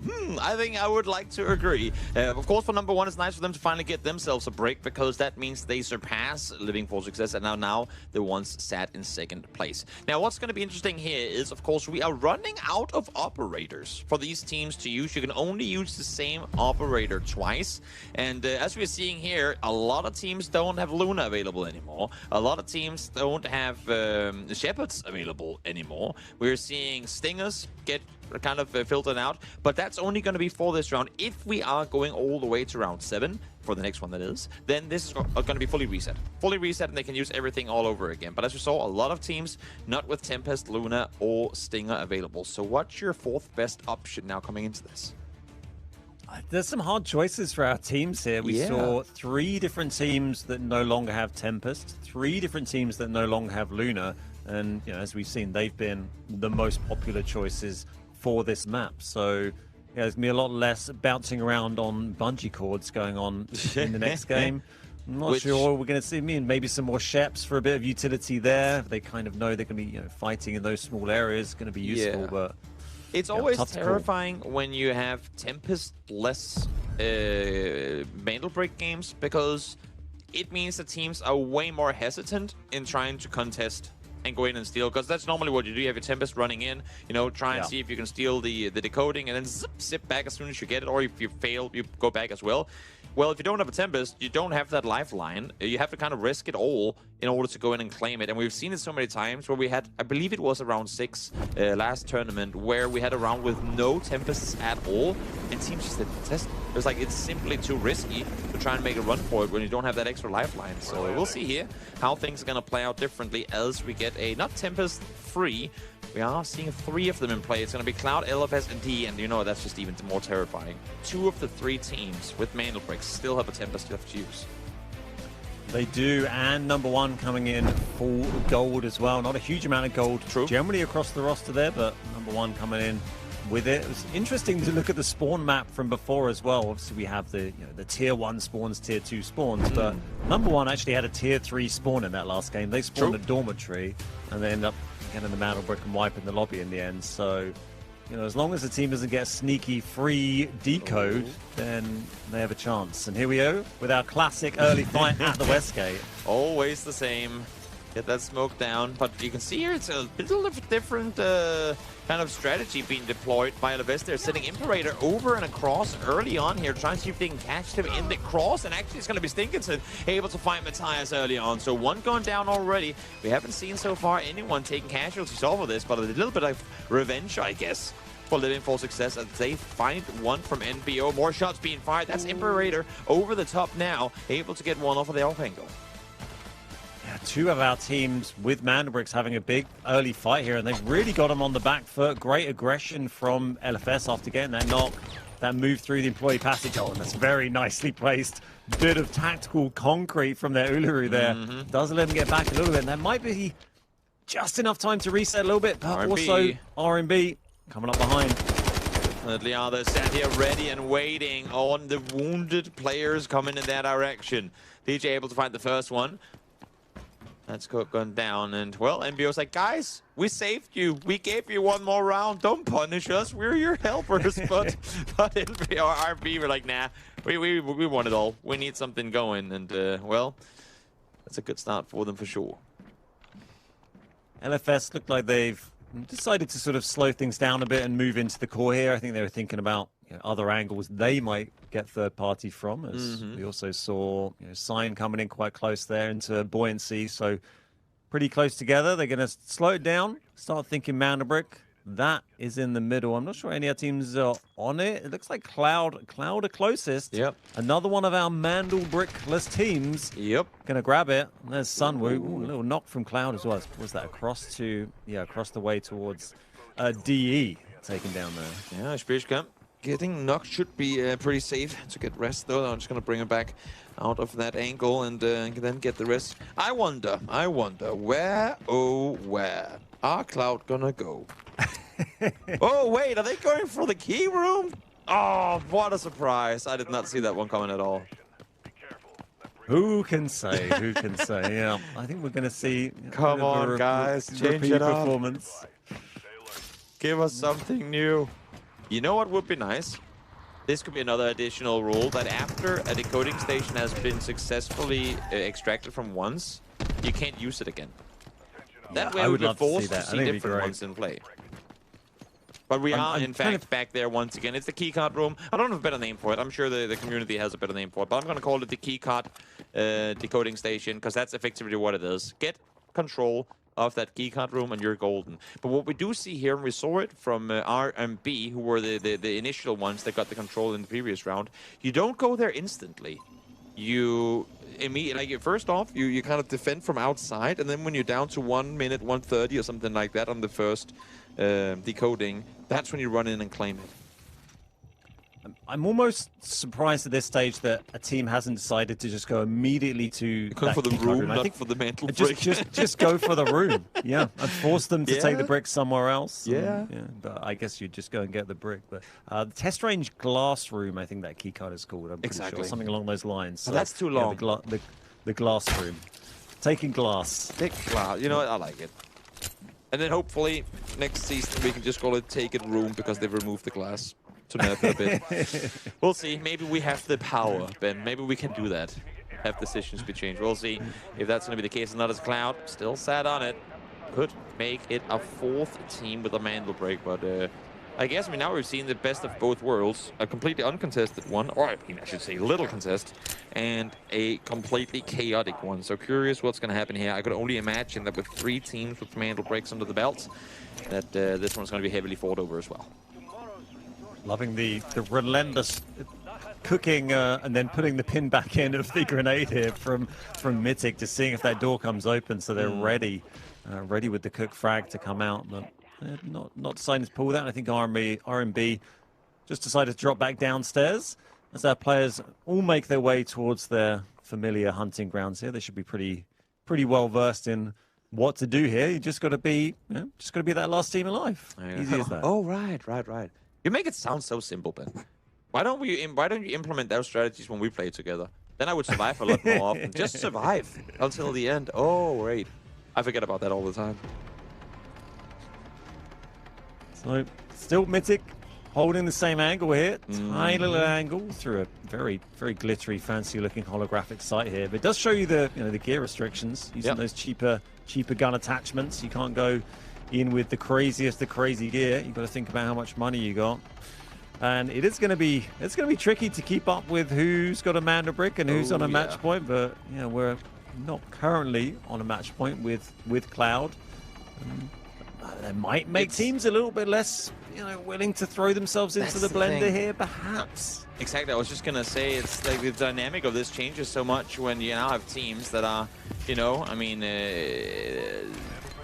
a big loss for them to go in and contest early on and fall, because you might lose the whole game because of it. But at the same time, somebody has to make the run for it. And this time around, it's going to be Cloud and Sign fighting. And you know what? That's not good for anyone hoping for a Game 7, because it's 2 teams without Mandel breaks so far that are currently brawling on the side. Now, to make matters even worse, the 3rd team, the last one without a current Mandel break, are joining in on this party as well. Nox has been eliminated.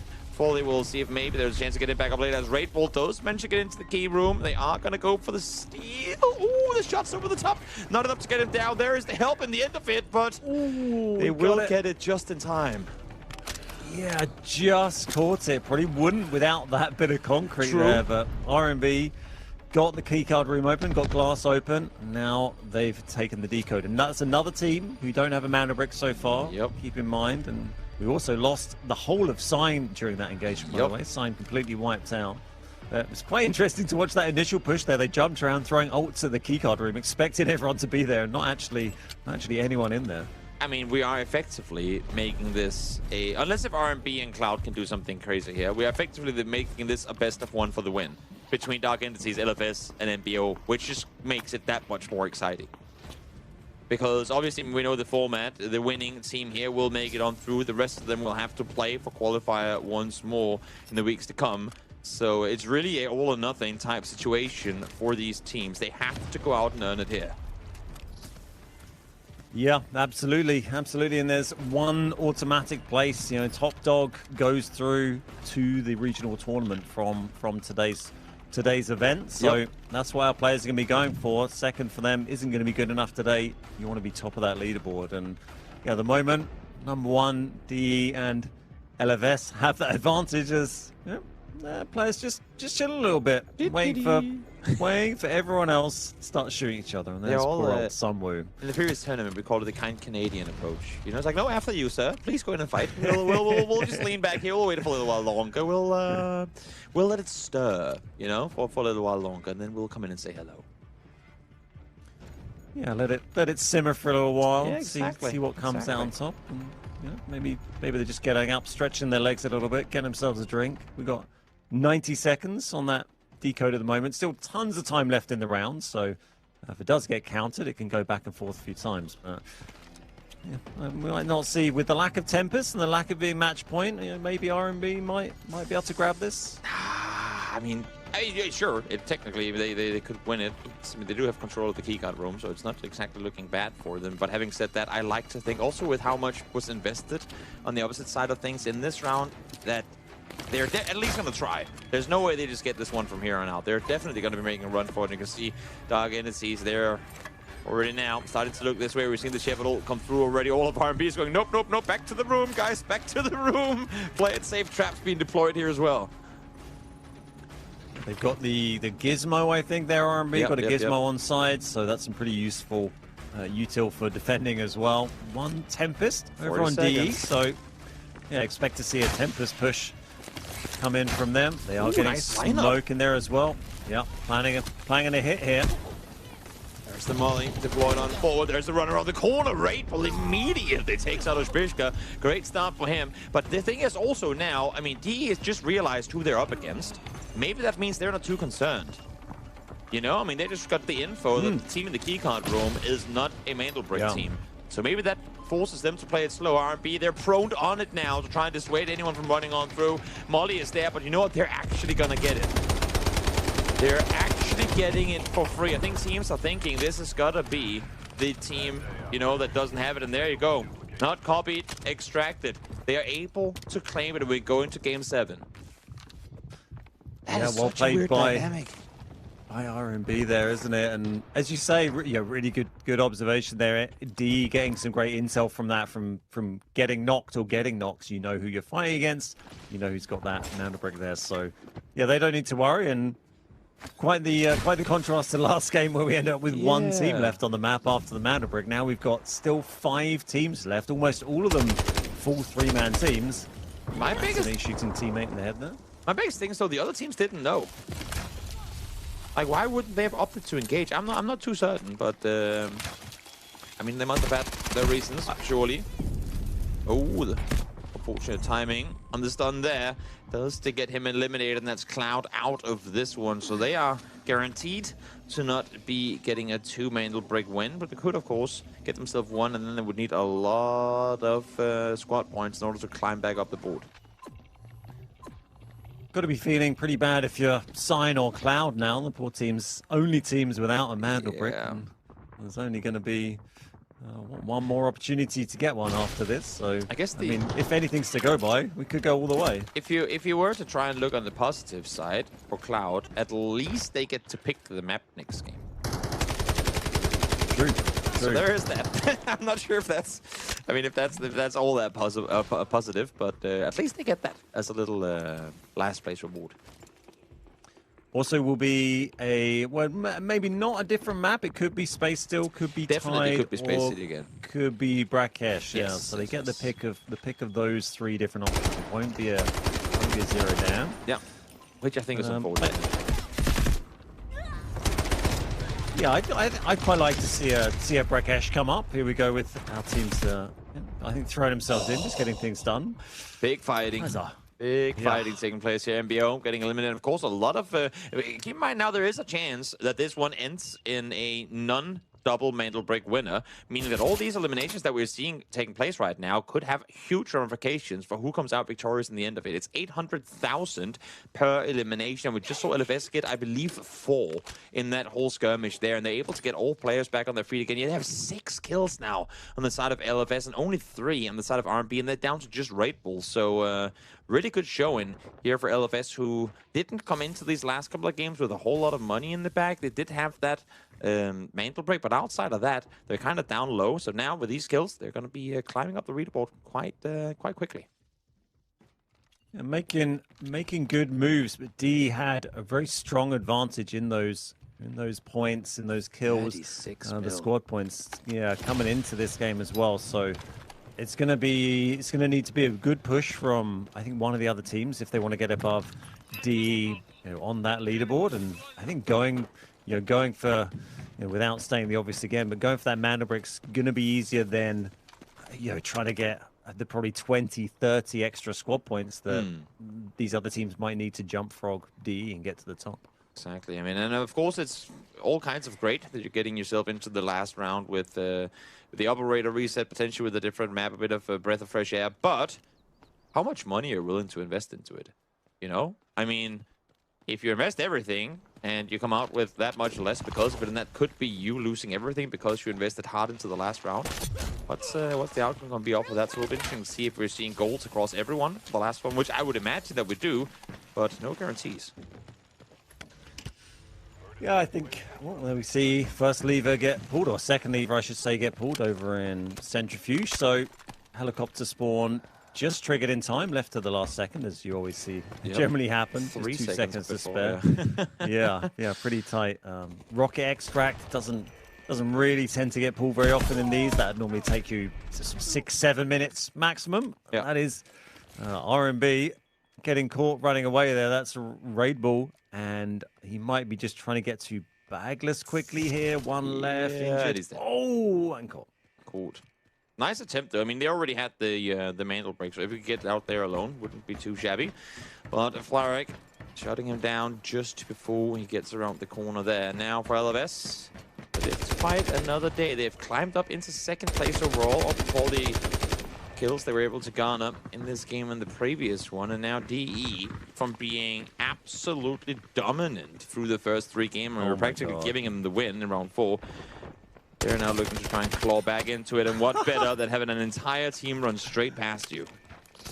Oh my god, I didn't even notice they were there for so long. Absolutely crazy sneaky plays there to pick that knock. I think has been, just got the flush there, still hasn't been taken out. So 3v2 from D versus LFS here. Fantastic positioning of Foresight to read that. And now we're going to see LFS on the back foot. DFD going to try and get out here. Try to big run for it. Still 2.5 minutes left on the extract, though. So early fight between the two here. But of course, with no one else left on the server, it is just a matter of who gets to go out of this one alive and who won't. As they will be getting themselves into the final, guaranteed to be final game of the day, match 7 after this. Getting pretty aggressive now. You can see the confidence from D as they come in. Just one left. It's a 2v1. A little bit of a trade there. Imperator, the only player left alive for LFS now.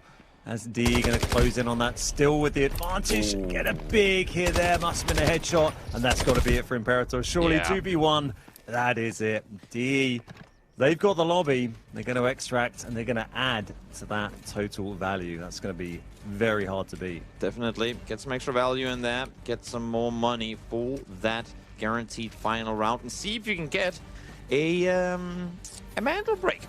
It's been a couple of rounds since they got their first on Brakkesh, and in doing so, they've only allowed more players a chance of a potential victory here in what will be the final round number 7 in just a brief moment. But an interesting one again. I mean, I get that Dark Entities don't go and contest once they realize it's R&B in the keycard room, but for the 2 other teams that had a break already, I'm a bit surprised. Maybe you know something that I don't, Ben, as to why they didn't opt to aggress.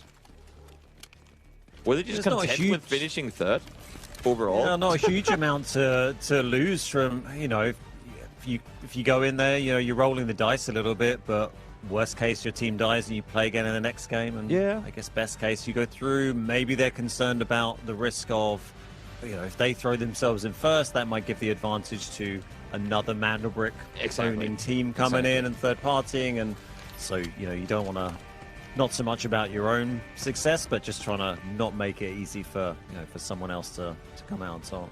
Exactly. There's the extract just a couple of seconds prior to this one coming through to an end as we get the nice little smoke cloud all around the extraction point. Just a couple of seconds left in this one as all of Dark Entities will be able to extract again. They've done it a lot so far, but in doing so have also allowed a lot of teams back into the race as we come to the end of round number 6.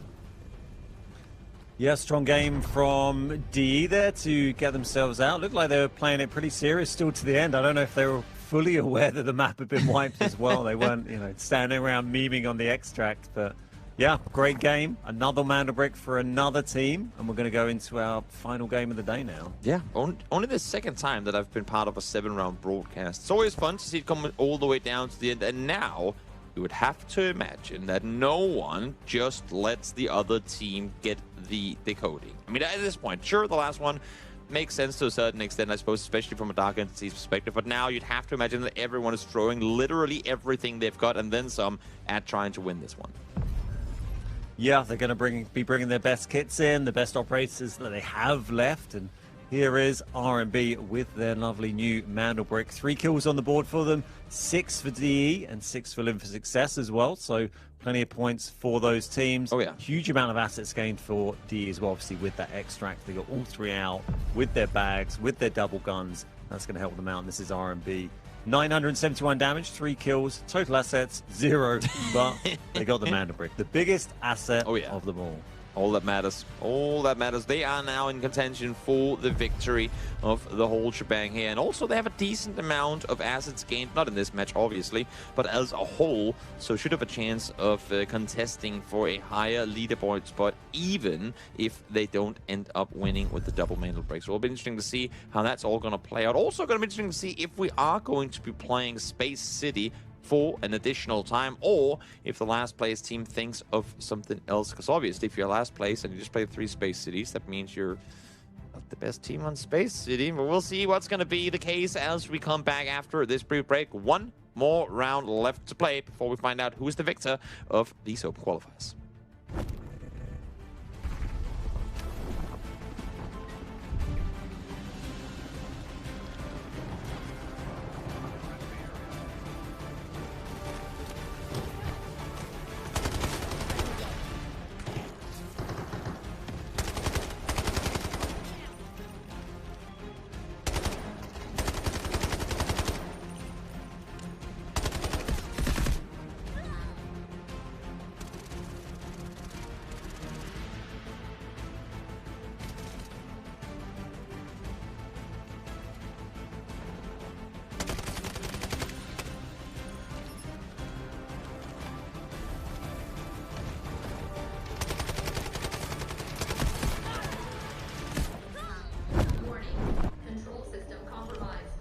To know how freedom is made? Patience.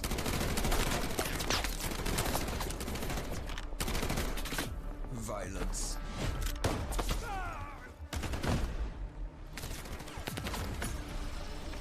Struggle.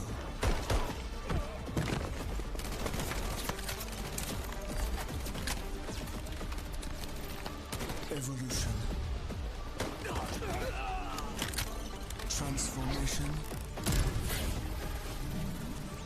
Combat. Liberation. Take Subject 42 alive. Oh, can't I just have 5 minutes, peace? Everly, we've picked up abnormal acoustic signals in the Eastern Sea. Just dolphins mating. It's that time of year, after all. You won't get away. Luke Everly, codename Morse, class Recon. Morse is a former Navy acoustic intelligence specialist with deep expertise in maritime acoustic environments, making him highly skilled in the analysis and exploitation of sound waves and portable sonar equipment. As an operator, Morse excels in the use of his jammer, a portable sonic device that disrupts enemies by reducing their audio detection range.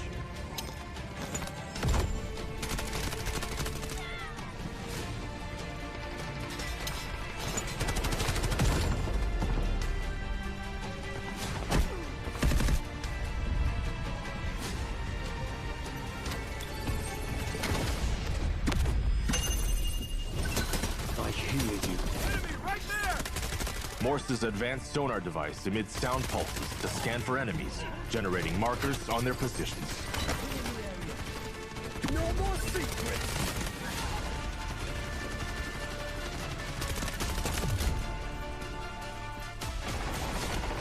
Jammer out! Point flash! Sending jammer! Throwing delayed flash! Allied troops engaging! Searching for hostiles! Throwing delayed flash! Sending jammer! Throwing jammer!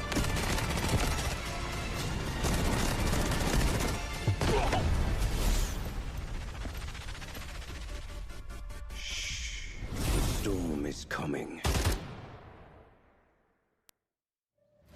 Everly, a Havoc recovery is on the target. Record their movements. I'll find them. Target acquired. Staging retrieval.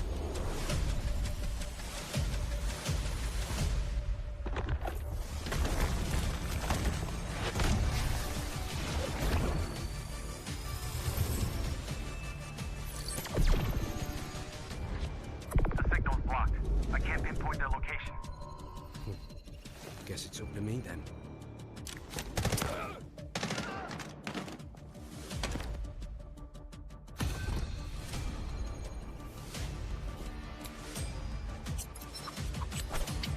The echo of truth cannot be silenced.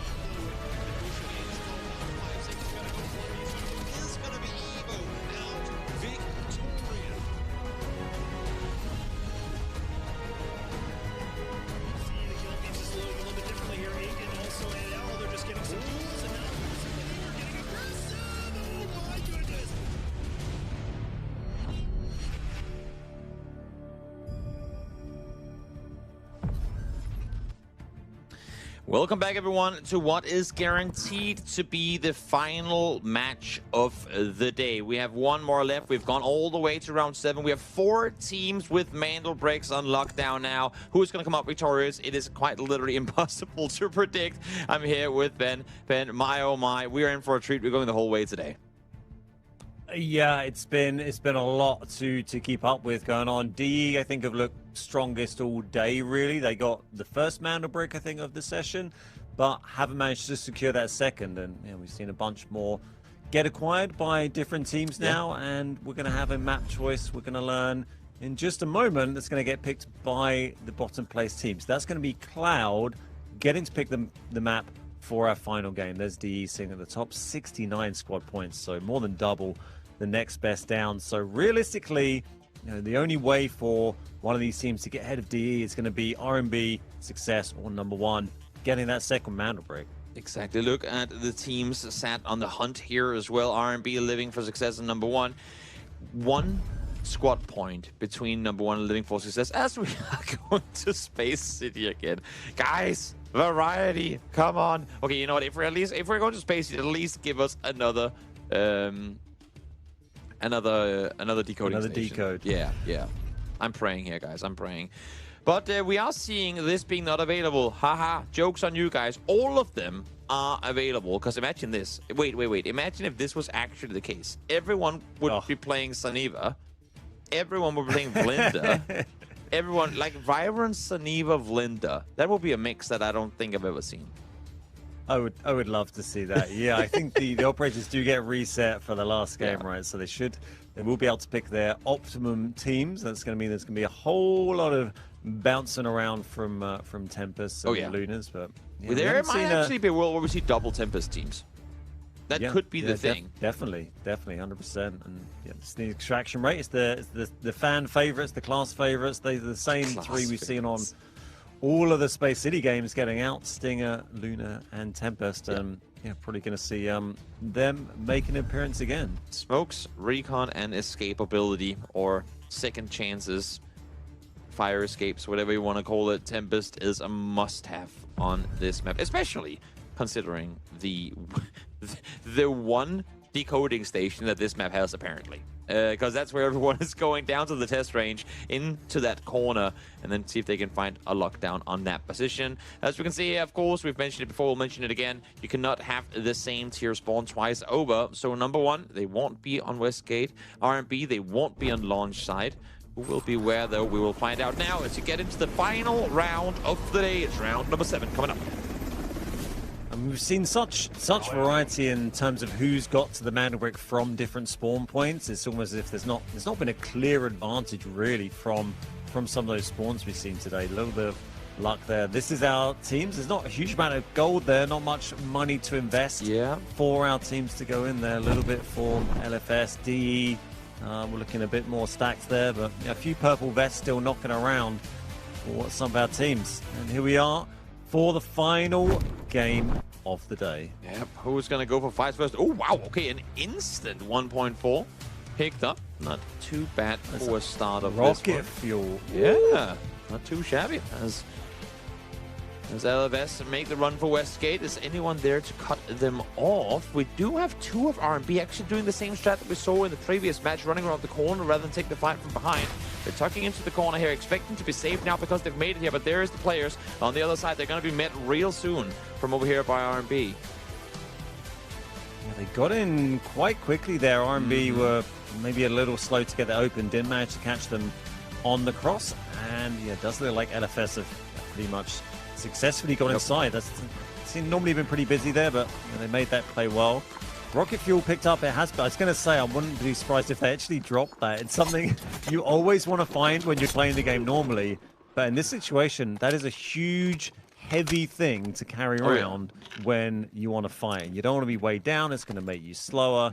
It's not really going to do you much help just for 1.4 million value for a 3x4 item you can't even safe box. So maybe you put it looked at. Maybe you put it down by the extract, you know, just to be kind, to go like, yeah, anyone winning, you get to bring this one out as well.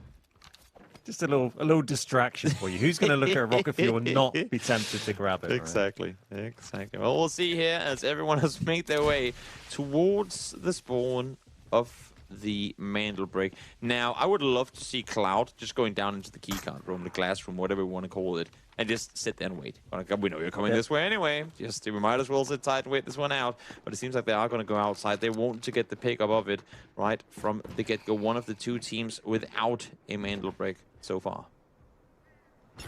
Just holding that area kind of above the ever-popular glass room. There's the smoke gone instantly, and Cloud are going to make that push. Sign putting in some defensive vault arrows here, and they're actually jumping over the top. Now, it was Sign's molly, and Cloud have actually taken a knock from D here, and Sign take a knock from D. That's the Mandel break, but do they manage to bring it back with the bungees? They did not. No, DE got it. Yeah, Spishka gets a double knock and get to claim the Mandel break, so that is an incredible start for Dark Entities, who got themselves the Mandel break in round 2. And look at this, where they're going. They're going somewhere new. Oh my God. Oh my, we're actually getting some variety today. Maybe that's all Dark Entities needed, to get to go somewhere else. Things we love to see. A different decoding station being used. Right. We're simple men, now. We're simple men. Yeah. Just go somewhere else and we'll be happy. That's all it takes. We're down in the black chamber. We've got different variety of angles to approach this from. There's that area you just saw there. You can drop down from above. That's where Cloud currently are. You can go in underneath where Cloud are, and that's another angle you can get shot from at the top. And then, two different routes. Well, main door, you can come in from the south, and then 2 routes round to the side. And you can come round from CO. This has got to come round above, drop down the ladder. Little trap here from Cloud. And it's against Sunwoo. We saw him in that previous match. I mean, just him solo left alive, almost taking out the entirety of Dark Entities. I've seen his name being mentioned a lot in the chat as well in this tournament so far, so a lot of fans, and for good reason. Powerhouse player fights one caught off guard there as well from Sign. One more gone down now as well. Sunwoo not done just yet.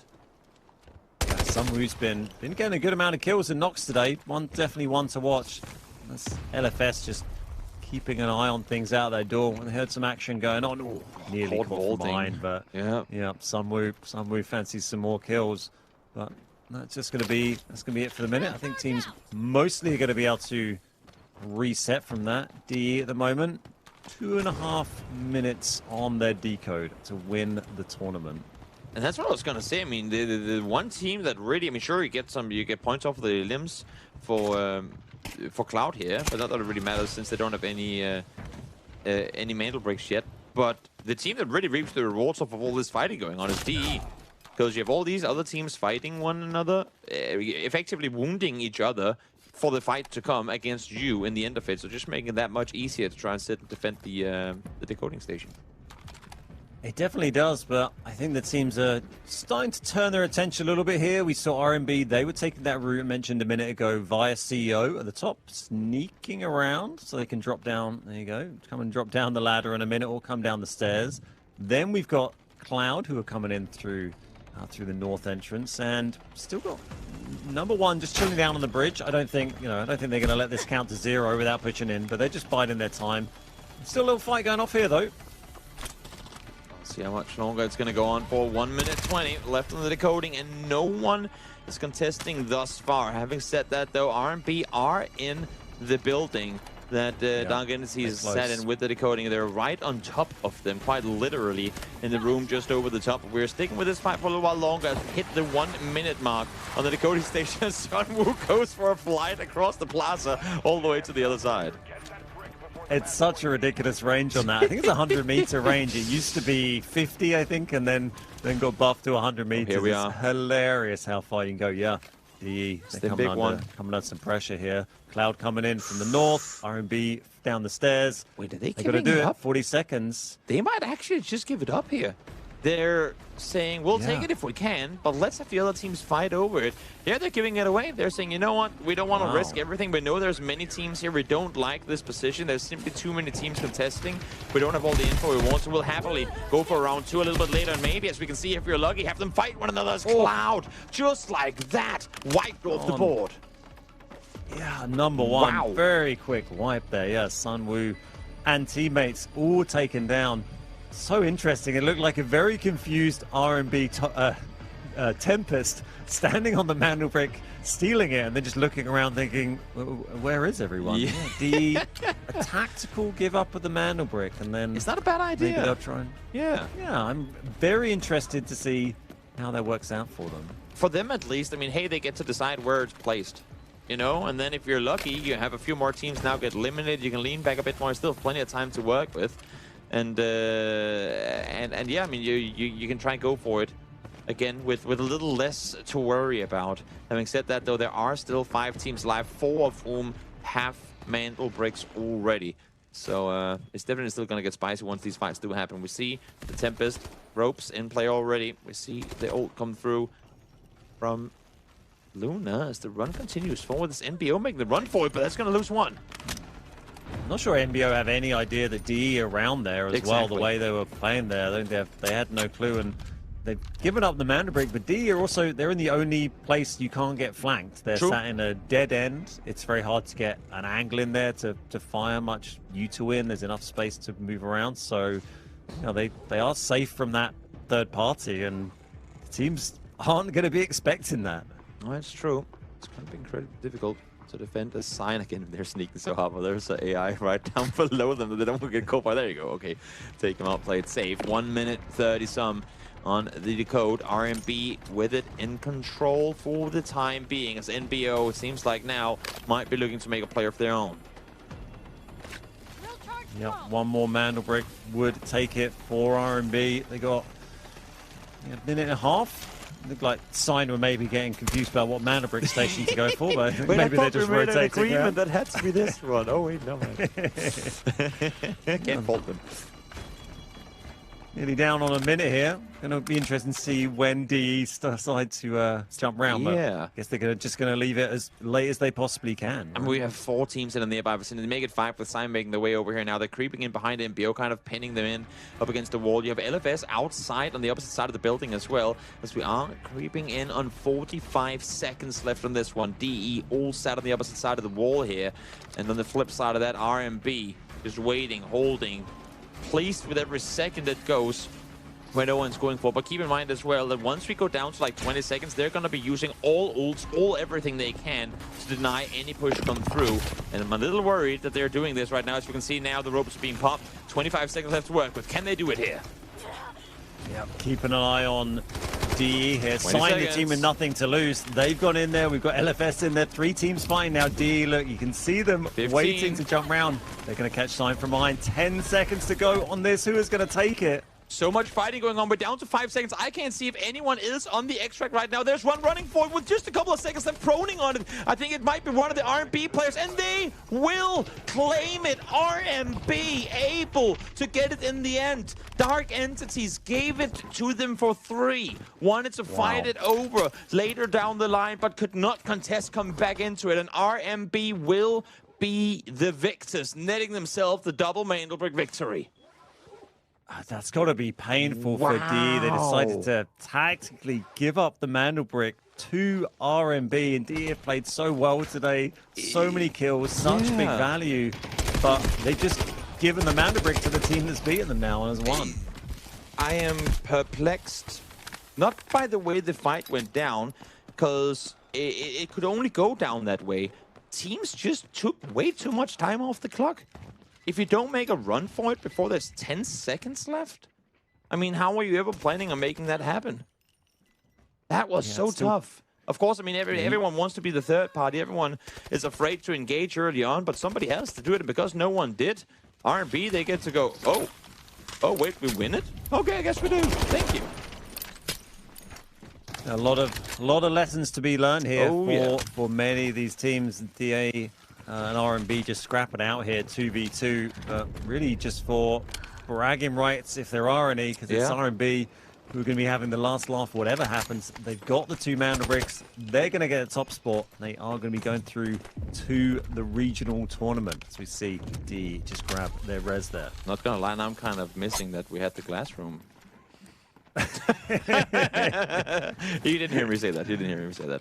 I do like the variety. As Zipine here holding off, of course. I mean, not only would the win of the whole thing be great, but if you can get out victorious in the match itself here, match 7 as well, the 2 would be amazing. Issue is Dark Entities, they're coming through. They want revenge.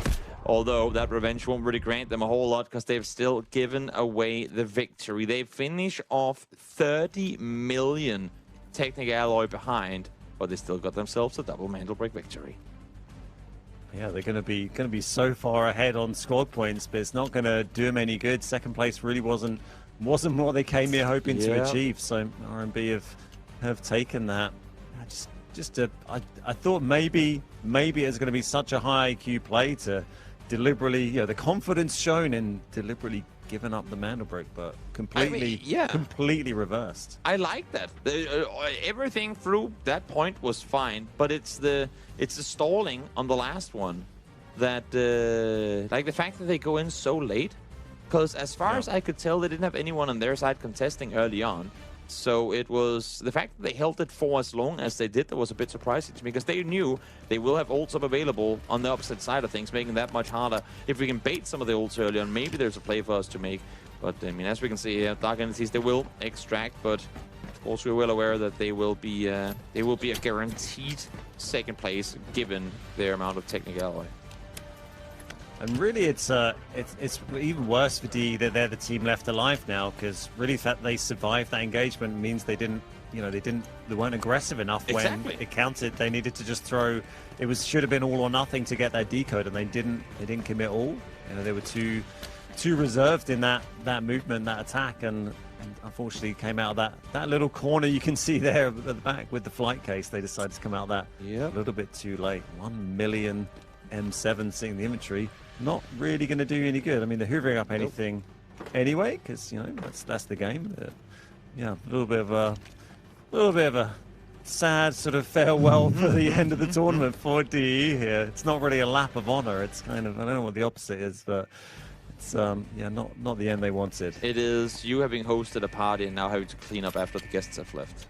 Yeah, exactly. They're walking around. The sun has gone down. The lights have been turned back on, and all they can do is going, oh, this was not the night we had hoped for. But great result for R&B, for DJ, for Bane, and for Raid Bull.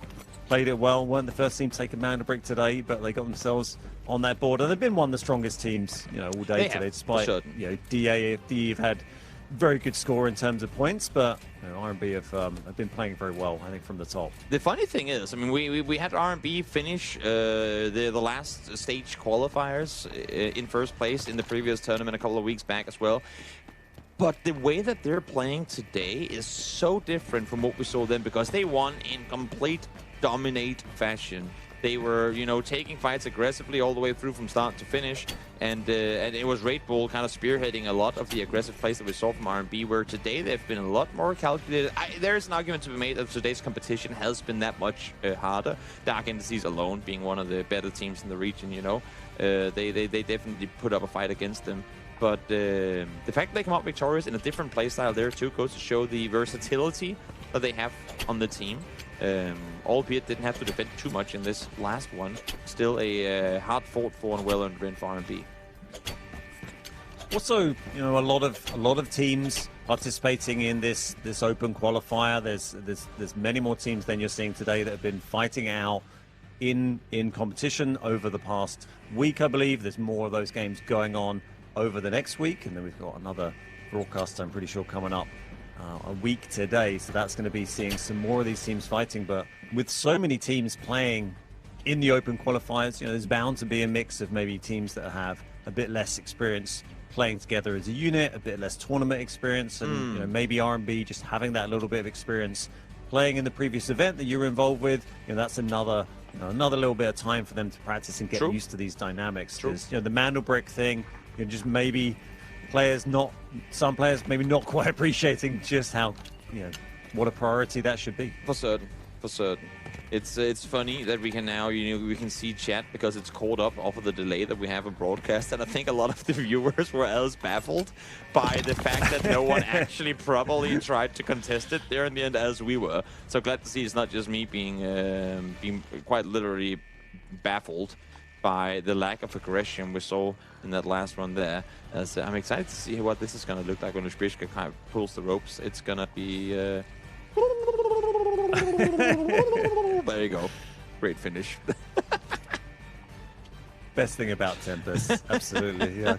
Drop the ropes, run round in circles around the box, 100 meters. That is fun. Click that button. Looks great.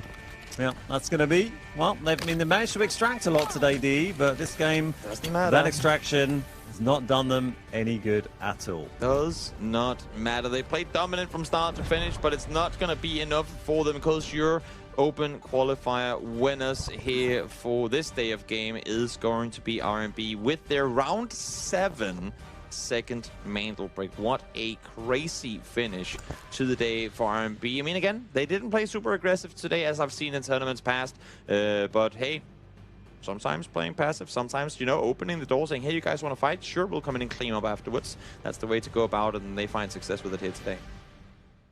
Yeah, and quite an unusual Mandelbrick pick, really. We saw you know, quite a lot of different Mandelbrick situations going on today, ranging from completely uncontested to slightly contested to everyone's having an enormous fight to we're going to deliberately give the Mandelbrick away. So I think we saw it all, but R&B got, you know, a very easy collect on that. That could have been any team really out there, but they're in the right place at the right time, and a little bit of luck with the strategy, I think. You know what? That's true. I didn't even think about that. The fact that the round that they win, the first Mandelbrick that is, was the one that was given to them for free by Dark Entities. Wow. That was the one that they just said, you know what, no, we just saw who we were fighting against. We're not going to go and contest it. Where we both scratched our head that the other teams didn't either.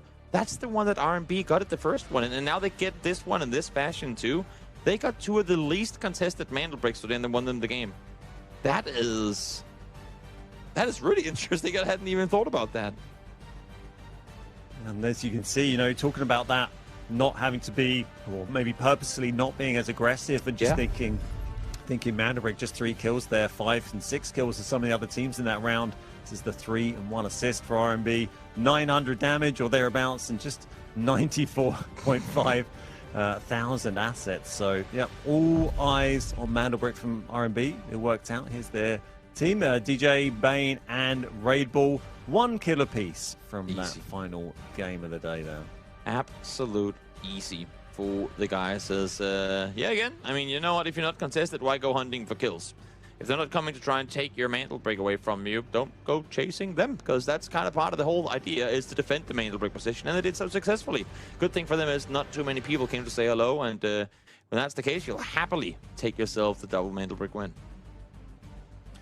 Yeah, absolutely, and it's been a pretty bit of an adventure for R&B. Really nice to see, them secure that in the end. I think it was well deserved with how they played it, but I think DE and R&B both going to be teams to watch. Be interested to see if DE managed to get themselves through, their next options, and that is just a huge difference. Look at the squad points. 57 squad points for Dark Entities, and they finished second.